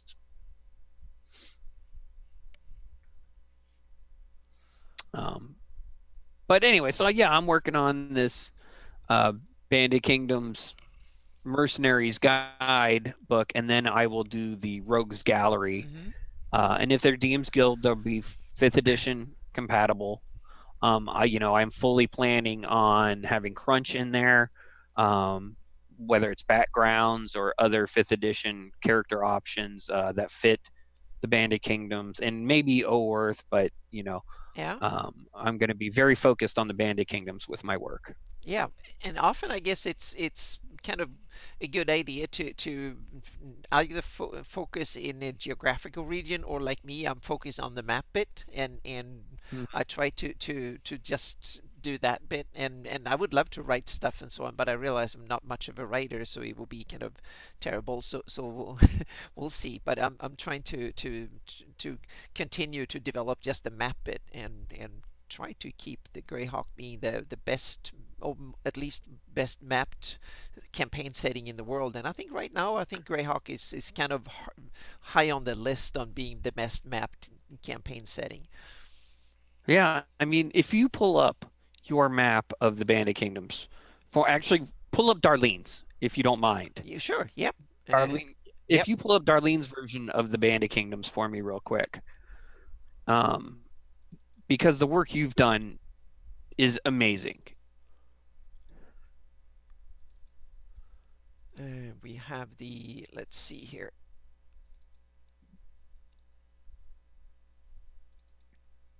Oh, I'm sorry. That was the. I have to put up Darlene. Here is the next map. This is the Paizo version of the map. Oh, okay. Yeah. Well, that'll So be that may be close enough, it's but it's the same in detail level, but I'm so sorry to Darlene. I don't have I have it somewhere, but I didn't know exactly where it is. But this is the Dave Terlizzi, or I forgot his first name, that I think made this map. this is the 4-part map from the Yes. magazine Mm-hmm. Yep. that you could put together. Okay. Yep. I mean, and this is a nice, solid map that you were able to get through the magazine, and you can look at it here. And if you scroll out just a pinch Mm-hmm. for me, so that we can see the Fell Reef Forest, and okay, that's great. You got the Horn Society and the Duchy of Ten Yep. bordering it, but you take a look at it, and there's not a lot going on. And if you zoom in a little bit near the Rift Canyon, and you can see some activity, some stuff going on, but this map doesn't tell you a ton. And then we go to your map, and you have town level details Well, yeah, on your I map. have, yeah, I have about It's this much the detail. difference is So amazing. every pixel is about a mile. That's roughly what it is. And now my next set of maps, then I will move from a mile to 100 feet. That's All right. that's Wow. the scale difference, so to speak. So the I mean, resolution level. So it, it's 1,000 times. if So yeah. if you'll do me a favor and scroll out maybe and go north a little bit towards Mm-hmm. Rook Roost, Yeah. I You just can go up here want to towards Rock Roost. Yeah, or Rook Roost. want to You have a 6 second delay or something like that from when I. Yeah. yeah, I You can look at apologize. no, I yeah, that's the. So all there right, you go. sorry. Yep. Right, like you can see here the town of Artonsbrook, Mm-hmm. Piper's Ferry. That was a living Greyhawk village that I told Anna about these places and she kindly added them to her map. Ethelmere was a living Greyhawk place. Uh, Various other places on this map. The Stone Circle was from an adventure. Mm-hmm. Hommel, I think, was from one of our adventures. Yep. Sinningford, I think I relocated. I think Living Greyhawk had originally put Sinningford in the wrong place. One of our mappers did it for an adventure, not like the Gazetteer or anything. But I think I had to correct that. Little Hills Fort, you have all these Living Greyhawk locations. So when people use Anna's maps, even if you don't want to use the Living Greyhawk canon, you still have access to, like, hey, it would make sense if a fort was here Mm-hmm. because there's Yep. ogres in Yep. Bluff Hills or something like that. And if you don't want to use the fort, don't use the fort. But what's amazing to me is that your map, Anna, has this amazing level of detail where now we know where the roads are and Yep. the streams and things like that. So I just really Yeah. think And it's neat that the Greyhawk community has access to this level of detail thank you. for the first time ever. Yeah, and I think that it's funny, interesting, or cool that you mentioned roads, because that's one of, I think, my biggest contribution to the map is that I tried to figure out the road network. The road network is never been shown on any previous map of any, at least on a kind of the whole setting wise. It's been detailed here and Right. there on other maps, but I try, and that was one of my. I only added a few, and it's kind of interesting. I've added so many other fan created places, but not on my own. And because I valued their, because their writings and stuff, like Mike Bridges for Mortella and for all, for instance, I put his stuff in there. But the roads are, I think, my biggest contribution, because I try to figure out the road network, and a lot of roads that are just written about, like the Deravane, these old roads of the Great Kingdom, that was kind of magical and self-preserved and stayed nice, and you can walk on them even when the weather was bad and stuff like that. So I added these Mm. names and I kind of figure out where they went from reading the text. So in many ways, the road system is my biggest contribution to the map. And if you wonder I have a little doggy that she wants to go out, so but we will, she has a patch she can go to too, so it's okay here. So yeah, she just seeks some attention. If you wonder what the sounds are. Oh yes, yeah, I'm talking to her. So yeah, I'm trying to get rid of that 6 second lag yeah, with that's the my video real quick. Let's see where. So yeah. just give me We one. will see the craniums in the road of skulls. That's kind of cool. So I need to get some 3D models of Oh, the that'd yeah. be amazing. Yeah. So the to be able to kind of figure out the what the lay of the land, because the current Flanese map is, it's fake 3D at best, so to speak. The new one will be real 3D, and that's what I'm doing for Midgard. It's real 3D, and so now I'm Mm. moving into to do it. So I'm doing it at the resolution will be roughly 100 pixels per 100 feet per pixel. So it will be the next close you can Wow. take an area and you can make a battle map. It's not strictly a battle map, but you can get for overland, you can basically overland adventure the same way you would adventure in a dungeon. You can see what it is and you can kind of script your adventures. And if you have a large battle, you can say, oh, there's some trees over there and there's some cliffs over here and there's a little creek to go across, and stuff like that. So I treat my adventures very much like a dungeon crawl. It's you go around the land and you can see all the cool things, and there are some houses here and there and stuff. So there's a bunch of it. I will show a lot of it next week, or not a lot, but I will talk more about in technical detail on my map stream next week, because Mm. there's a bunch of stuff that changes when you go in resolution and you go in that close. All of a sudden, the symbols of towns and cities and capitals and stuff will be useless, because they cover such a large area that you need to change something. So I will actually start showing the spread of a town and upwards, rather than they will not be symbols anymore. Like something that is small, like a castle or something like that, they will still have a symbol. But everything that is from maybe from even a village and onwards, upwards in size. They will be shown Wow. as the spread rather than the a symbol of it. So you can see how big Just a the dot, yeah, no exactly. more. It will not be a dot anymore. It will simply be you will be see the shape of it. So there is a Oh, whole that's new amazing. range of symbology and stuff that I need to develop, and also because I will move the maps into to 3D isometric, meaning the symbols also need to be in 3D. So that's a whole new dimension to symbols and stuff. So it will be kind of tricky to figure out a way to make them, because I want to keep the the original the tie into the original symbols of the Darlene map. So if you've seen the Darlene Mm, map, you want to go to my maps and you see that okay, a capital is this way, a town is that, a city is that way. It's walled or it's not walled, and so that's why I kept the original some of the colors and then just added a variety of symbols on top of it. And now I need to do the same thing again and expand and start thinking about it. So I've taken some clues from Rand McNally Atlas and some clues from a lot of other atlases and stuff. So it will be kind of a synthesize or kind of a merge of modern symbology and make it a mm, fantasy twist, because modern symbols have a lot of the usability, meaning you can see all of a sudden it will be interesting to see, because now it's time to you can see part of the street network in a city. It will be mhm. that detailed. So things like that will be part of it. So there's a whole bunch of these kind of things that I need to start playing with them and figure them out. So the next couple of years. So yeah. Yep, and That's, Blake Ryan Batman yeah. has a very good question here. Can you do migration maps and stuff? Yes, we can definitely do a lot of it. And for those of you who haven't been to my website yet, you can actually go and get something that is called the spread map kit. And I'm going to show that. I'm just going to switch to here. Here is the spread map, and I'm going to just change a bit here. What you can do is that you can just go in here and add stuff. So I can just paint on the map here, and here you can just paint on. Now I need to shift the.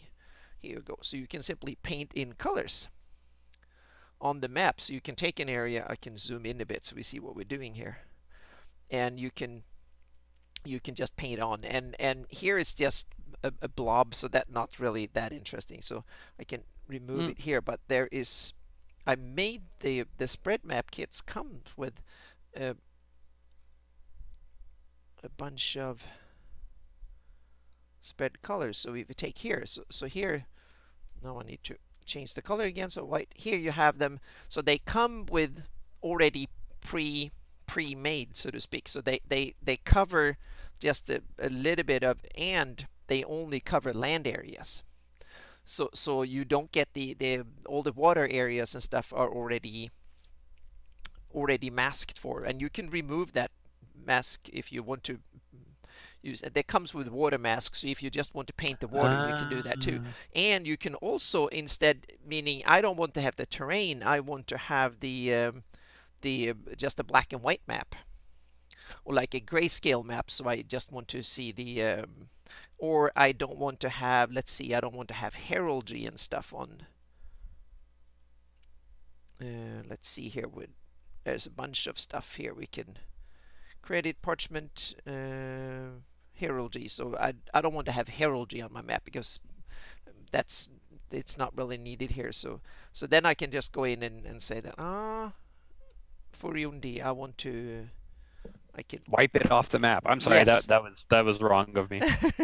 So you can just go in here and say that, well, for Yundi I paint this, and then I paint the old shield lance here. I paint that in orange here, so you can just go in and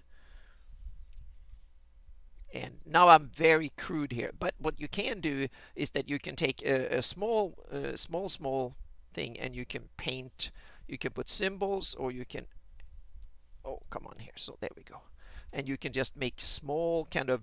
You can make arrows. You can make all sorts of stuff on it, and they are on a separate layer. So you can just hide it, and it's you can create as many of these layers on top of it as you want to, and you can just let's see here we can, and if you want Yeah. them there's like Go kill the hierarchs. yeah, And if we want to, we can simply take multiply and we can reduce the opacity just a little bit like this. And all of a sudden, all the colors are just becoming a little bit. And here you see I can take the, if I want to be able to paint over lakes and oceans, I can do this, or I can just remove them a little bit. And then I can say that I want to have this as a parchment version instead. Then I just turn on the parchment layer and I get a parchment version with that just looks like a parchment map, and I can just go in and paint whatever I want on it. So I can have a yellow, and I can paint yellow. The yellow is not that visible, but you have blue here. That one is very even. And you can create more signal colors in various colors you want. And this is something that is really useful to create all sorts of statistic data, meaning I want to know where you have a Morgensthaler, the red dragon, where is his kind of his domain, so to speak, how far Mm-hmm. does he roam. Then you can simply say, well, his area is roughly around here or something like that, and then you can just paint. Or if you have like an evil influence that spreads out, or an undead infestation, you can simply start painting it gray, and you can do. I even made one. I think that was for that was, let's see here. I think I made one for that. It was one of the others, but you can simply create a gray layer and put it in there and add to it. So I can make a new layer here, and then I can put in a bucket here and say that it's black, and then put a layer, and now I simply paint in the, and instead of having I put a brush that is like this, and then I can simply say that this is the, I use infestation when he moves south. He kind of, this is the area that is falling under his dark spell, and the weather gets terrible, and it's turned into to abyss on Earth, so to speak. And you can kind of just advance this as needed, and then you can turn it on and off as needed. So these are just layers on top of the map. And this is a Photoshop file. It comes in three sizes, from a small one that is like 600 pixels to a large one that is 8,000 pixels, depending on the resolution. And I'm working on a second kit of this that has the full resolution, that you can work in the same resolution as the final map if you want to paint in these kind of itty bitty details and stuff. So it's coming. So that's a quickie on the use of the spread map kits. So you can get it on my website. So you can, hang on a second here. It's,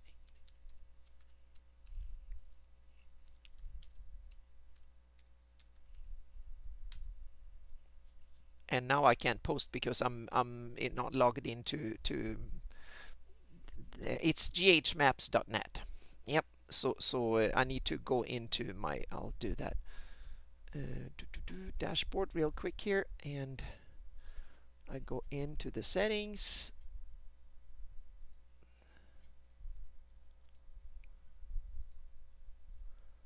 and here we go.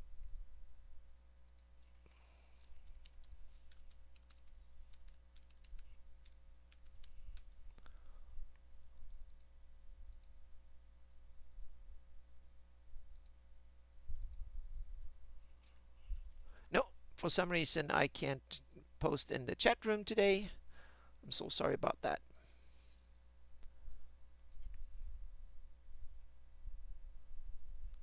Yep. So that doesn't work, but it's ghmaps.net, and you can actually go and download this the spread map kit. It's part of on my Greyhawk Maps page where you can do all this stuff. So you can do it. So yep. So I I hope. need to step my game up because I used your maps in one of my most recent adventures, and I did not even access any of that capability. No, it's that one is, I made it for my own campaign because I wanted to paint wherever the things were and stuff. And for my own games, I used my Illustrator file, and I make small square counters, just like oh, thank you, Gary, that you put that's the other. You can GHMaps or AnnaBmeyer.com, Mm. both works to my website.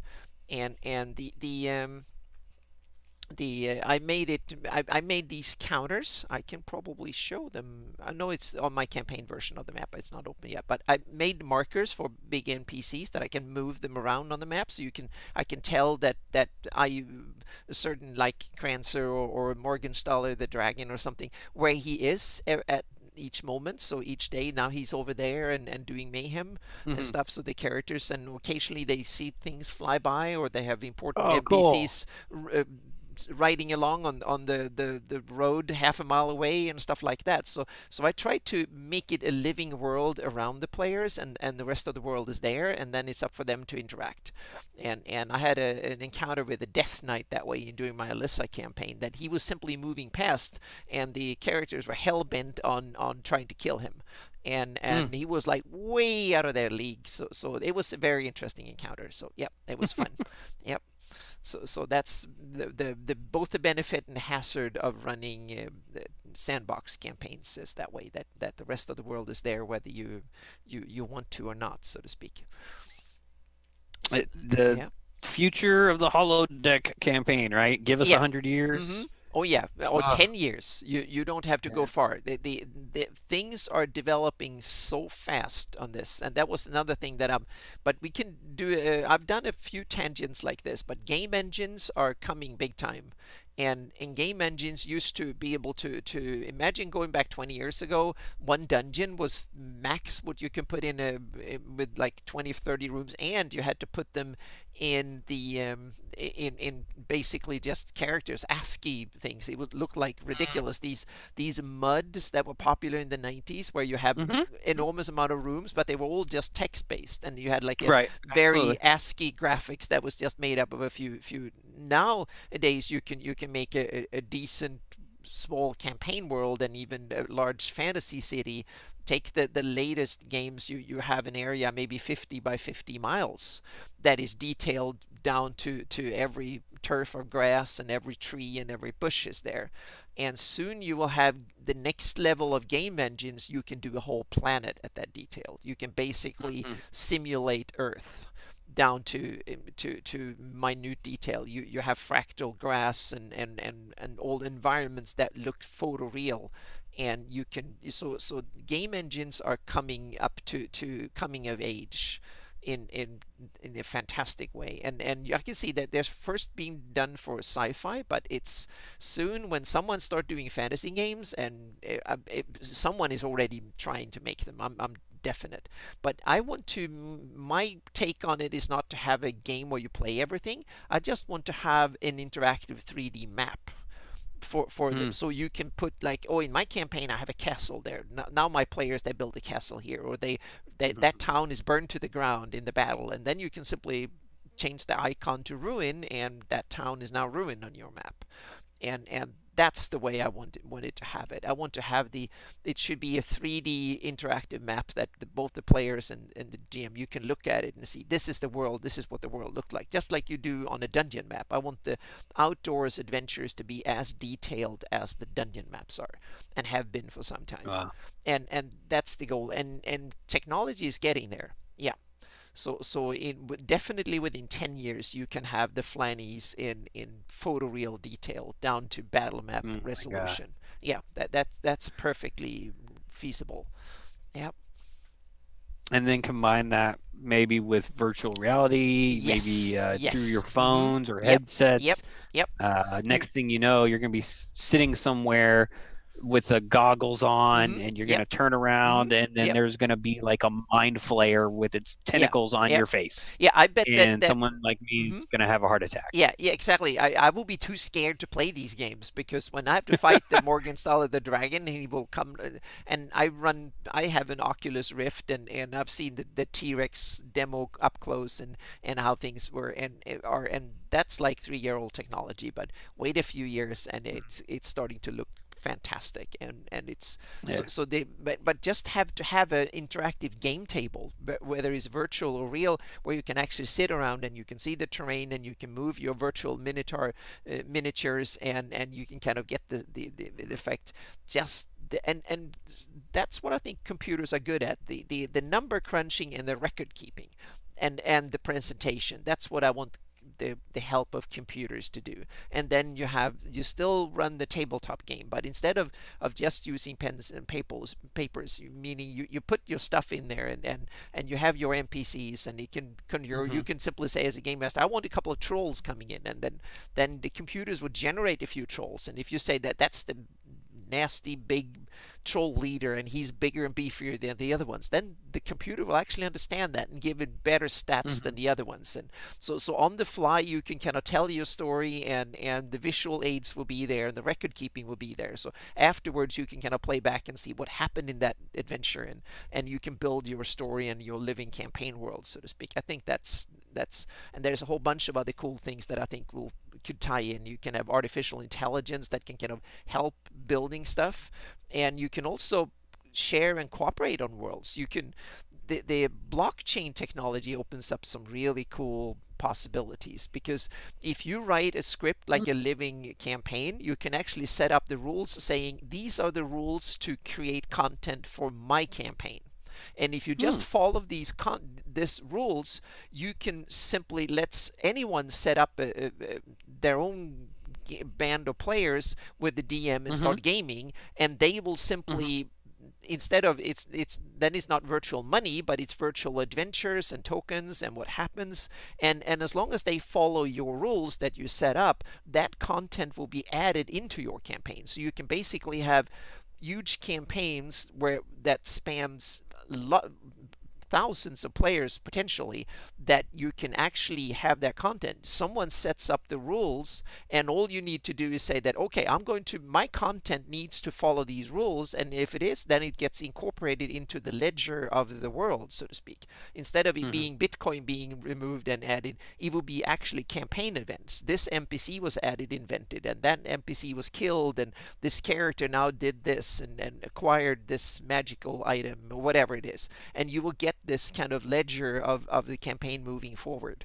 And I think someone will figure it out, because technology wise you can do that. And you just need to sit down and nail down saying, in my world, monsters need to be statted this way, and so on and so forth. And if they have this many hit points, they will require this many monster points. And you can simply say, well, undeads can only be this many monster points, or whatever. You can set up the CR or rules for whatever, and you set up the rules, and others, as long as they follow the rules, their content will be accepted in. And or you can even be stricter and say that you need to send it to me first and then I'll put it in. But you can open up. There will be many new ways of playing. I think that will go from World of Warcraft pure computer version of playing, until you have tabletop with pencils and rolling dice. There will be a whole range of possibilities in between that I don't think we've seen yet, but they're starting to come. Yep. Yeah. Yep. Now we have like 20 minutes, and oh yeah, massive NPC generator, and that I think is one of the cool things, that you computers can generate a lot of this stuff on the fly, so to speak. As when you get advanced, if let modern day AI, if you let that one look at all the fifth edition material that has been invented, the computer can probably generate some cool monsters out of the fly, and especially versions of existing monsters and stuff with backstories and names and stuff like that. You can probably get a lot of prep done that way, and also that you can get the when you play an adventure, you can have the computer kind of get the record straight, so you can get like a written summary of your adventure. And that's something I hope that virtual tabletops can get fairly soon, that they can get you get a chat log, and you get all the roles and stuff like that on most virtual tabletops. That I think is really cool. You can go back and kind of save the latest session and see, okay, we killed that NPC and by doing this, and so on and so forth. So yeah, so in that way I think that done right, I think technology could be really, really cool with tabletop role playing. Yeah, the future is now. Yep. So now Gary has another cool question. So, okay, so what are your top 3 unresolved adventure hooks for the Bandit Kingdoms? That's a wonderful, good question. Thank you, Gary. Oh my goodness. Well, that is a great question. I think I'm going to try and work my way from smaller to larger. Yeah. But I would say number 3 would be Kranzer is still in Riftkrag. and the Yo-Rays have retaken Kinnamete and have reestablished their kingdom. They have fought. It was at the end of the campaign. How will Kranzer and the Yo-Rays coexist, or will they continually be at war until one of them is finally vanquished, either Kranzer himself or the Yo-Rays as a nation? Oh. That was kind of one of the plot points from 598, the Mm-hmm. final year of the campaign. Was Kranzer basically versus everybody. He was the bone heart we had access to in the Band of Kingdoms, So he and went we made rogue. him very He powerful. Yeah, he went rogue. He just went for his own power. That's it. Or Oh no, no, he's very loyal to IU's. uh-huh. Yeah. And he was always put in charge of Rift Crag to keep the silver Yeah. flowing from Mm-hmm. IU's the Evil. Yeah. And he is the one who was kind of keeping an eye on the Band of Kingdoms in IU's Evil from whether it was installing people in Halorn who became Lesser Boneheart Onderock, or other people throughout the region. But yeah, so he, I think, has come to like leading Rift Crag and being a man of power and adventuring in the Rift Canyon and being able to bargain with Morgenstaller. And one of the things players in the region learned that wasn't super well known was that Kranzer actually created a simulacrum of Morgenstaller without Ooh. Morgenstaller's knowledge. Oh. Um, so there have been two red dragons flying around, but only one of them is the real dragon. Um, so one of the greatest moments I experienced as a judge was when I was running an APL 6 or 8 table of an adventure at a convention, an interactive, Mm-hmm. and the PCs were assaulting Suresh or somewhere, and now using Stronghold to rescue, County of Ernst Noble's daughter. And the PCs all got various missions during the interactive, and this table was going to protect the mint or the treasury in the castle. And they opened the doors, and this is an APL 6 table. Mm-hmm. They opened the doors, and there is Morgenstaller. Morgenstaller is at this time a CR 18 or 19 monster. The players of the region know this, that he is a big bad crazy red dragon who will, you know, eat their faces off in one round. Mm-hmm. They were very mad at me because they knew I wrote this. They were like, "Why would you have Morgenstaller as an encounter for us 6th level people?" So they got mad. They slammed the door shut, and they didn't slam it fast enough, and the dragon breathed fire at them. Well, it was actually the simulacrum of Morgenstaller because I am not that evil. I would Oh, not that do that that to the is that players. is awesome. So what happened to the Yeah. simulacrum? Was it killed or Oh no, no, they destroyed? ran away because Oh. they didn't figure it out. Ah, They okay. they were all amazed that they survived the breath weapon. And I rolled dice behind a screen, Mm-hmm. and I made a lot of cussing noises, and I Yeah. was like, crap, why am I rolling so low? He should be killing you guys, playing up like Mm-hmm. I'm an evil dungeon master and Yeah. I'm a real mean guy for doing this to you, but it's not working out the way I wanted to. And so they all survived the breath weapon Mm-hmm. because I didn't want to auto kill them. And then they shut the door and they ran away, and they got really mad at me. And then one of them figured out there's no way that was Morgenstaller, and here's why. And then eventually they all kind of realized something was going on. They didn't know Yeah. if it was an illusion or whatever. But so anyway, Yeah. Kranzer has a simulacrum of Morgenstaller that he lets his own simulacrum hang out with. Ah. Just a little Mm-hmm. bit of Yep. tidbit there. And Yep. then number two plot point, I would say, is what is going on kind of in Stoink. We didn't get to do a lot with Stoink. Obviously, you had Boss Rimphus the modeled. I believe it was in the Gazetteer, but in older canon, you had Boss Daily. Well, what happened to Boss Daily that he was replaced by Boss Rimphus the modeled? Is Boss Rimphus the modeled even human? I always really loved the idea that Boss Rimphus the modeled was a slod of some type in disguise. Stoink is a very chaotic neutral town. It was close to Mr. Gygax's heart as a Yep. place where he liked to set adventures. Um, and Theo had done a lot of talking to him, and this may be an idea that Theo planted in my head. I can't recall, but there's an entry, I believe it was in the Gazetteer, about the Iusians wanted to boss Renfis around, so they Mm-hmm. sent a Glabrezu, and then they later found the Glabrezu drunk in an alleyway in Stoink. Well, demons in third edition are immune to poison. Alcohol is a poison, so the demon should have been immune to getting drunk, to getting stinking drunk. So what happened to it? Why is this boss Renfis powerful enough to get a Glabrezu drunk? So in my head, he was always some sort of really powerful slide, but that's just my own head canon. But at the end of Living Greyhawk, Stoinks was once again a free city, and we weren't really able to explore its relationship with, say, its neighbors, Nyrond, the Pale, Yeah. and the county of Ernst, let alone Dim Ray and Red Hand and Rehu and things like that. So I would say an unresolved number 2 would be what's going on in Stoink. And then our number 1 unresolved plot point. And speaking of planner stuff, Blake, this there was quite a bit of planner stuff.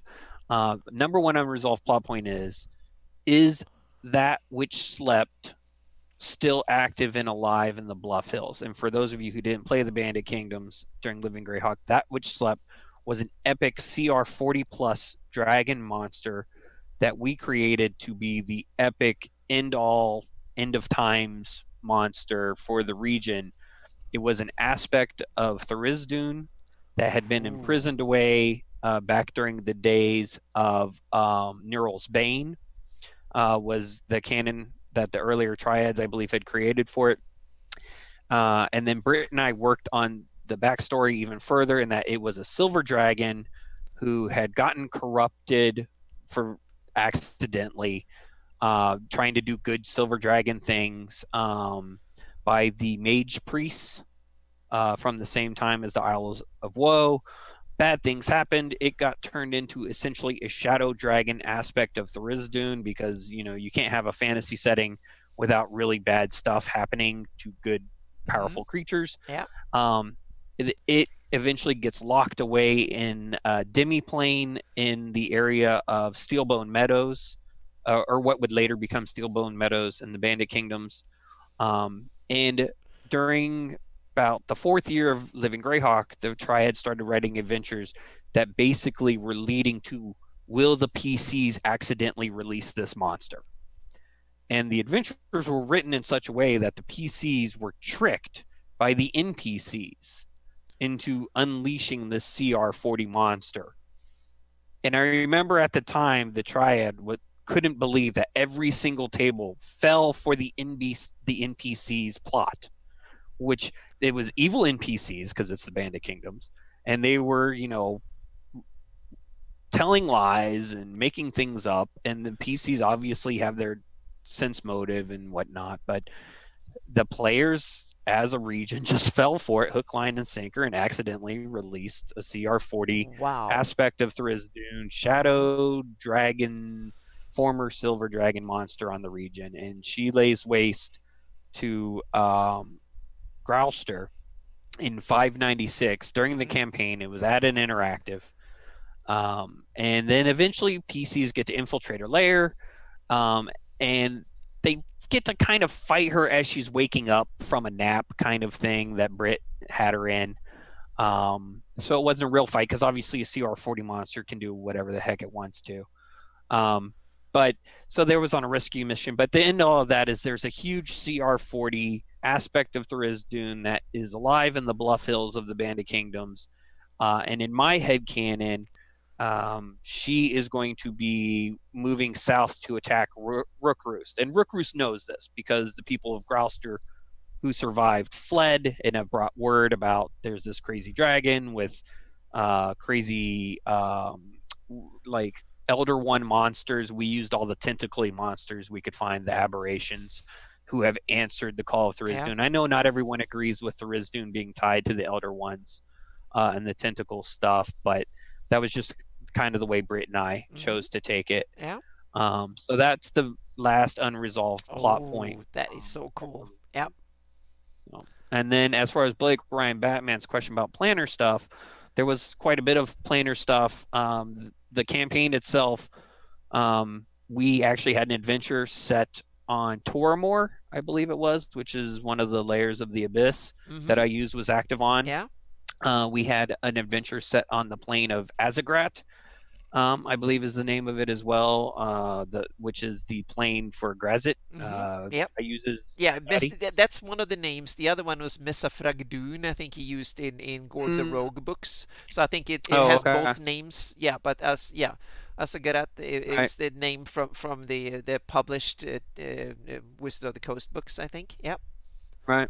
And then specifically to Slod, there was an adventure that went to the plane of concordant opposition, I think it is, Uh-huh. the Yep. chaotic neutral crazy Mm-hmm. plane Yep. that Slaughter from, or Limbo, or wherever it is. And the Slod end up infiltrating the Bandit Kingdoms as a result of that. We did have a planar portal from that plane to a portion to actually in that town of Ethelmere that was on the map. There was a ruined fortress. Yeah. And anyway, so we had a bunch of Slod, and the craziest thing I think I ever did during Living Greyhawk when I statted up monsters was I decided what would happen if Morgenstaller somehow was able to get a hold of a blue Slod of the female persuasion who Oh. was consenting to be his partner, because let's keep it a little bit less dark here. But the Yeah, long and it's short of kind of a that, public campaign, so yeah. Mm-hmm. right, exactly. And I don't know, do sloths have genders? Not I sloths don't know. They reproduce might change them once a in day. weird ways, right? They're so chaotic, so I wouldn't be surprised if Right. they go all over the board continuously. Yeah.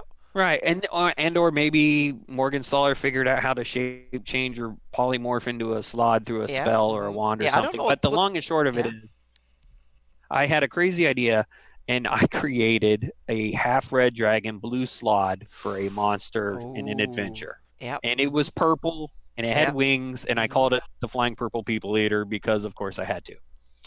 And Mm-hmm. it was like CR10 or CR12 or Yeah. whatever it was, and it Yeah. was an awesome, awesome melee terror monster. But I wish I had the miniature. One of the players in the region took a blue slod mini and grafted wings onto the back of it and painted it purple Oh. and with pink highlights for the claws and the bones and things. And it just looks amazing. And I really wish I had it right now. But that, and then gifted it to me for creating the monster and let me use it as a mini during the adventures when Mm-hmm. that thing showed up. Oh, So that's so cool. Yeah. that was kind of what I was known for, was creating half red dragons, because I just decided that Morgenstauler imposed his dominance that He way. I mean, he wanted again, to have avoiding fun. Yeah, just consent killing as the everything. subject, You but can have fun more ways than killing things. So yeah. right. Oh, that's so cool. Then and Gary has another cool question here. Did you guys ever do anything with the Vati, the Wind Dukes? I've never heard of them. That's No, we didn't. I thought maybe the Windukes might have something to do with the people near the Lake Akal in the uh-huh. Feltry Forest. Yeah. There's, I think, a section in the Living Greyhawk Gazetteer about a human or elven child goes near the lake, and everyone else, like in her family or group or whatever, disappears or is never seen from again. But she comes back and tells of tall, long-faced floating men or Oh. something. And Mm-hmm. then the Yeah. Fanlarshan elves or the Rehu humans send out two search parties, and neither search party ever returns or something like that. Ah. Mm-hmm. So I Yeah. think we were thinking that maybe Gary and his crew had tried to drop some hints there about the Wind Dukes, but we just weren't ever able to examine that as a storyline. My predecessor triads never got to it, and by the time we were writing the year 4, 5, 6, and 7 adventures, we were having to wrap up the storylines from year 2, 3, and Yeah. 4, and then we were creating new storylines based on the results of those storylines. So it was very difficult to look at something like what did we miss, because by the time we were actually starting to think in year 8, okay, what did we miss, what should we revisit, and Yeah. then, oh, the campaign's ending. So Damn. Yeah. But you yeah. still that was a decade of awesome Greyhawk adventuring going on. So there's like, and it's basically 2/3 of all the place names on my map are from the Living Greyhawk campaigns at least. So there is I'm so super much. Yeah. happy. I'm sorry. I'm super happy that other people involved with the campaign have reached out to you, whether it was players or Well, triad yeah, members or judges, I've to help been, give you this information. And yes. then the fact that you did all other data mining, right? Like Yeah, you've I've probably read done every so much data mining. I've been given every module that was ever published, I think, for Living Greyhawk. So practically the whole thing. And I've read through everyone at least once, and then searched through them and taken Wow. every region. Yeah, it's there's probably about 4,000 pages of stuff that took me like 5 years, and I simply assembled a lot of them into a Word document, and I just read through, and I had help with Paul Newland in England, and others helped me to Mm, compile some of it, and then I used it and simply took it on my iPad or my, now I have a Samsung tablet, but sitting there reading on my tablet, and simply highlighted all the stuff that were interesting. So I just read through and just highlighted like I was in. At first, I simply printed them all, but then I realized it's much smarter to just read them as a PDF, and then I just highlighted them in my PDF reader and then saved it. And then I went back and looked at every highlight. As soon as there was something that was had a geographic reference, meaning talked about a forest, talked about a place name, a village, or a castle, or mm, something, I just highlighted it, and I did that. And so I didn't read it and remember it. that's I amazing. just read it through, and as soon as there was something geographical that I needed, I just highlighted, and then I went from highlight to highlight and studied it. That's how I got most of the trying to get out of the research, so to speak. So I didn't read everything in careful detail, but I tried to weed Sure, out all sure. the. So it was a two-step process. And that's amazing because I know how much content we created for the Bandit Kingdoms region, and I know how many regions there were. Yeah, yeah. There's. And then you have the meta regional adventures, Yep. and you have Hmm. the 20 core adventures per year, and Yeah, you and have the interactives and the specials at Gen Con and things like that. Like you yep. probably scoured the core's rary, the trader arc in the Bright Desert to pick up things about the Bright Desert that Yeah, and to me, I'm like, I didn't mhm. even play that, whatever. Yeah, and a lot of the triads had special websites with where they have gazetteers. They had various kind of, they presented their Mm, adventures. Not all of them, but some of them did.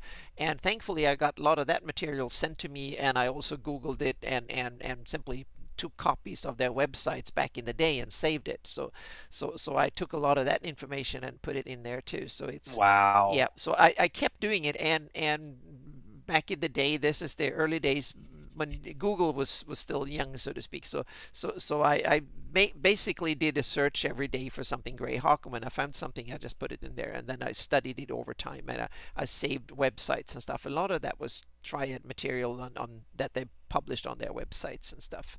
So Yeah, yeah. yeah. So it was thankfully it was something I could do over 20 years. That's why I kind Mhm. of kept it up. But in a way, it was like getting a master's degree in Flanese geography in a way to do it. It was roughly that much studying, I think. Not as organized or as deep, but trying to just get it, get all the stuff in there. And thankfully, then I've had probably 1,000 eyes looking at my map and tell me all the things that are wrong that need to be fixed. Yeah, And that's the good thing. And otherwise it wouldn't be I've probably been possible. a guilty party. I should just keep my mouth shut. I'm No, like, no, can you move that's the that thing. over a little to the left? Yeah, but I, you know, that's the reason my maps have the detail, is that others have pointed out the errors and things that you should read this and come with a whole list of stuff and so on. So that's yeah, crowdsourcing. Yep, definitely. So that's the way to do it. yeah.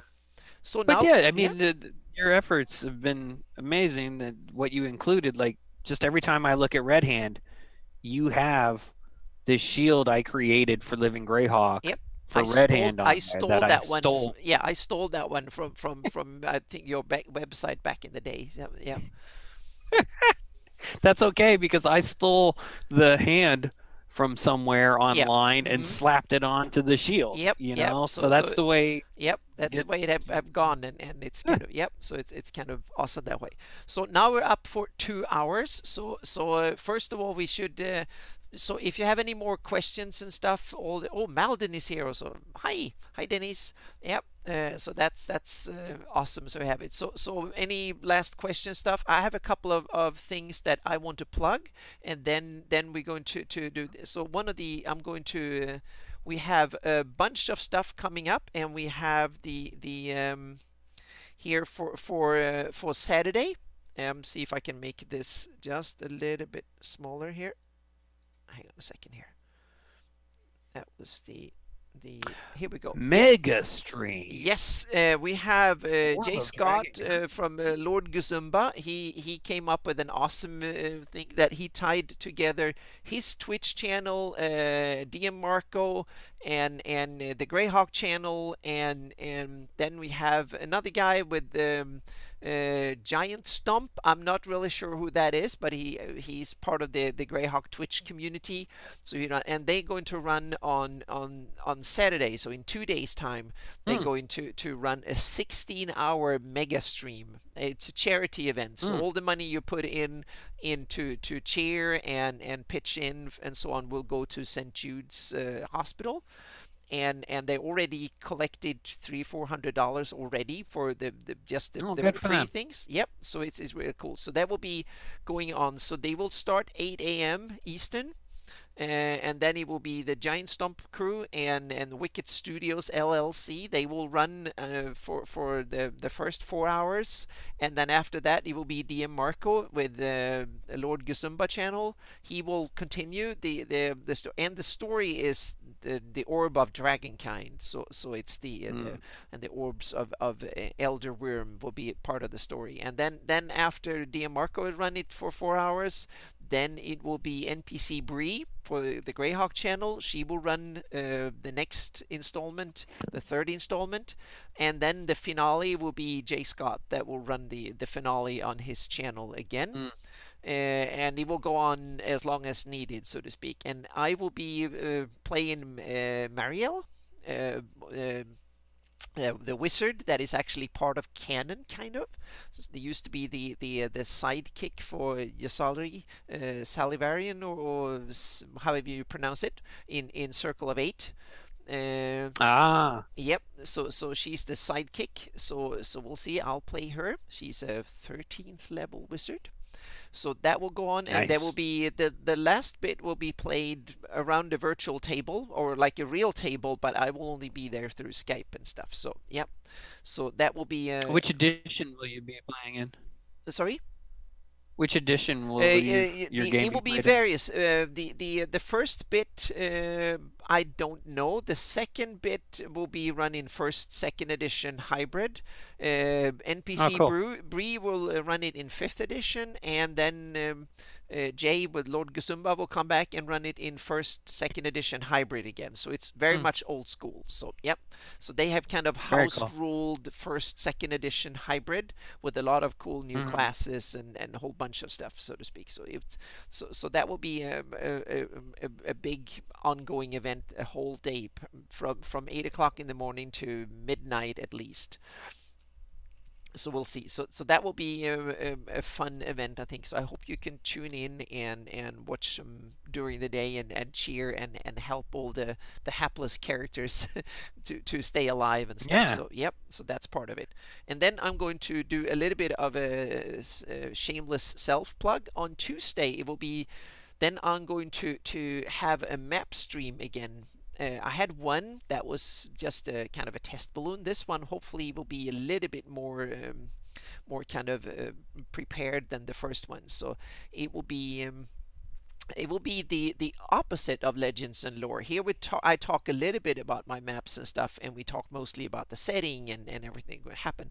The my maps cartography stream will be the opposite. Then it will be the technical aspects and map making and stuff like that that will be in center, and the setting will be, of course, there will be a little bit of Greyhawk and stuff because we will go talk about Lendor Isles a bit and show the Lendor Isles project, but it will be mostly about how to go about doing it and a lot of aspects and stuff on it. But so I will present a little bit of the Lendor Isles project and show some stuff about the 3D and the how to go about making it and the detail level and some stuff consideration going into it.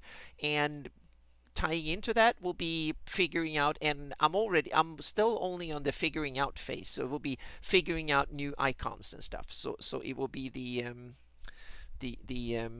on a second, I'm just going to talk in the story. So I'm going to think about the how to create new icons and stuff for a more detailed map and 3D maps. And then there is a whole bunch of new tools coming out. There's a program called Gaia. There is a new version of World Machine out and stuff. And there's a whole bunch of other stuff that is happening in the world of map making, 3D terrain, and stuff like that. So I'm going to kind of talk a little bit about the technical aspects and the bleeding edge, and a little bit kind of peek into the future. And my patrons will be able to tie in with me on Zoom, so they can kind of talk to me and see things in real time, and Very interact cool. with voice and stuff. So then after I will have special kind of closed ones that are only for my patrons. This one will be a public one, so anyone on Twitch can tune in and stuff. So we open that way. And so these will be the main events, and then it will be kind of a discussion on what I should do next year. So and some of my future projects, a bit of Hepmona Land and stuff like that that are in the works. So that will be coming again on Tuesday, 6 p.m. Pacific. So that will, and then we have a new Legends and Lore show next week, and that will be with Carlos Lysing, and Mike will be back. So Mike and me will be with Carlos Lysing with Castle Entertainment. So that will be more kind of cool publishing and stuff. So now I want to ask you if you have any last thing you want to plug, and we should kind of get your website address out there and stuff like that. Oh, thank you. Yeah, my website is cbediting.com. C as in cat, boys in brown. Um, and there you can learn about both the Bandit Kingdoms summary book and where to find it, as well as other projects I've been working on or am working on. The one thing I would really like to say I'm the most proud of recently is I actually have here a hard copy of Love Letter, Yes. and this is the most recent conversion from Living Greyhawk for me, and this received a 5-star plus seal of approval rating from Inzeitgeist, and he Yes. nominated it for his top 10 of 2018, which is a Mm-hmm. huge honor for Yes. me as Yep. a third-party publisher. I do all my own writing, and Skip does all my editing. And this is, a labor of love. This is Mm-hmm. not a huge financial windfall for me. So I just want to throw that out there that, if you're playing Pathfinder and you're curious about what kind of adventures I'd write, this is probably the best adventure I've written to date. And I encourage you to take a look at it. You can find it on Drive-Thru RPG or the Open Gaming Store. I currently have a bundle, though, special deal. Currently have a bundle on Drive-Thru RPG that packages all of my adventures with the Bandit Kingdom summary for, I believe it is just $8 right now. So if you go to Drive-Thru RPG and search for Casey Brown, you can find my little bit of their store. Thanks, Gary, for posting the link to my Yep. website. And if you have previously purchased any of my stuff through Drive-Thru RPG, the price is discounted on this bundle. It takes a look at what you've already got. It sucks that part of the price out of the bundle. So for $8, I did this to celebrate the fact that my book, The Bandit Kingdom Summary, has now surpassed over 800 copies sold since it That's launched in wonderful. 2012. Yeah, that's Thank you. fantastic. Yeah, I'm very proud. I thought it would only sell 50 copies. I thought maybe the most diehard of my Bandit Kingdom's friends would be the ones interested in it, Oh yeah, I bought and it as sold. soon as it came on Amazon. I nabbed one right away, and then I bought a PDF copy later too. So yep. Yeah. I appreciate that. And, people didn't know if it was going to survive the DMCA notice, which was something we didn't, get a chance to touch on tonight. And, I can Yeah. always talk to people about that in the future if they're curious about how do you publish Greyhawk without getting your pantsuit off? Well, Mm-hmm. just don't be derivative, be academic. Yep. Mm-hmm. Um, but Yep. anyway, so just I hope people go ahead, and if they've purchased the Band of Kingdom summary, I hope it's proven useful or entertaining to them, and I appreciate their support. Oh yeah, that it is fantastic, and Zeitgeist, he wasn't wrong when he praised your that adventure. It's love letters. It's fantastic. It's Well, thank awesome. you. Yep, yeah, it's super cool, and And, I got a chance to read it and early there's a because half. one of my Oh, maps are in there. So yeah, so I got a chance to read some of yes. it early. Yep. Anna was kind enough to allow me to use her map for it, and there's a half red dragon sheep in this adventure. Mm-hmm. I mean, come on. It's so That cool. was in the Yep. original Living Greyhawk adventure, and when Mm-hmm. I created it, people were like, "You're not going to create a half red dragon sheep," and I was like, "Yes, I am," and Mm-hmm. I did, Yep. Oh, that's and so. it's awesome. Yep, it's so cool. So thank you so much for coming on the show tonight, and thank you so much everyone who asked, and Gary and Malden and Bavix and Blake Ryan Batman and all the others too, that you asked awesome Yeah, thank you questions and all come very with. much. Yep. Mm-hmm. It was great. So thank you again for coming on such short notice. My pleasure. I really appreciate you having me on to talk a little bit about Living Greyhawk. Yep, it's awesome. Now we got a good kind of history lesson on what happened in especially the Bandit Kingdoms for a decade. That was kind of awesome, so much fun. So thank you so much for watching. We will be back next week.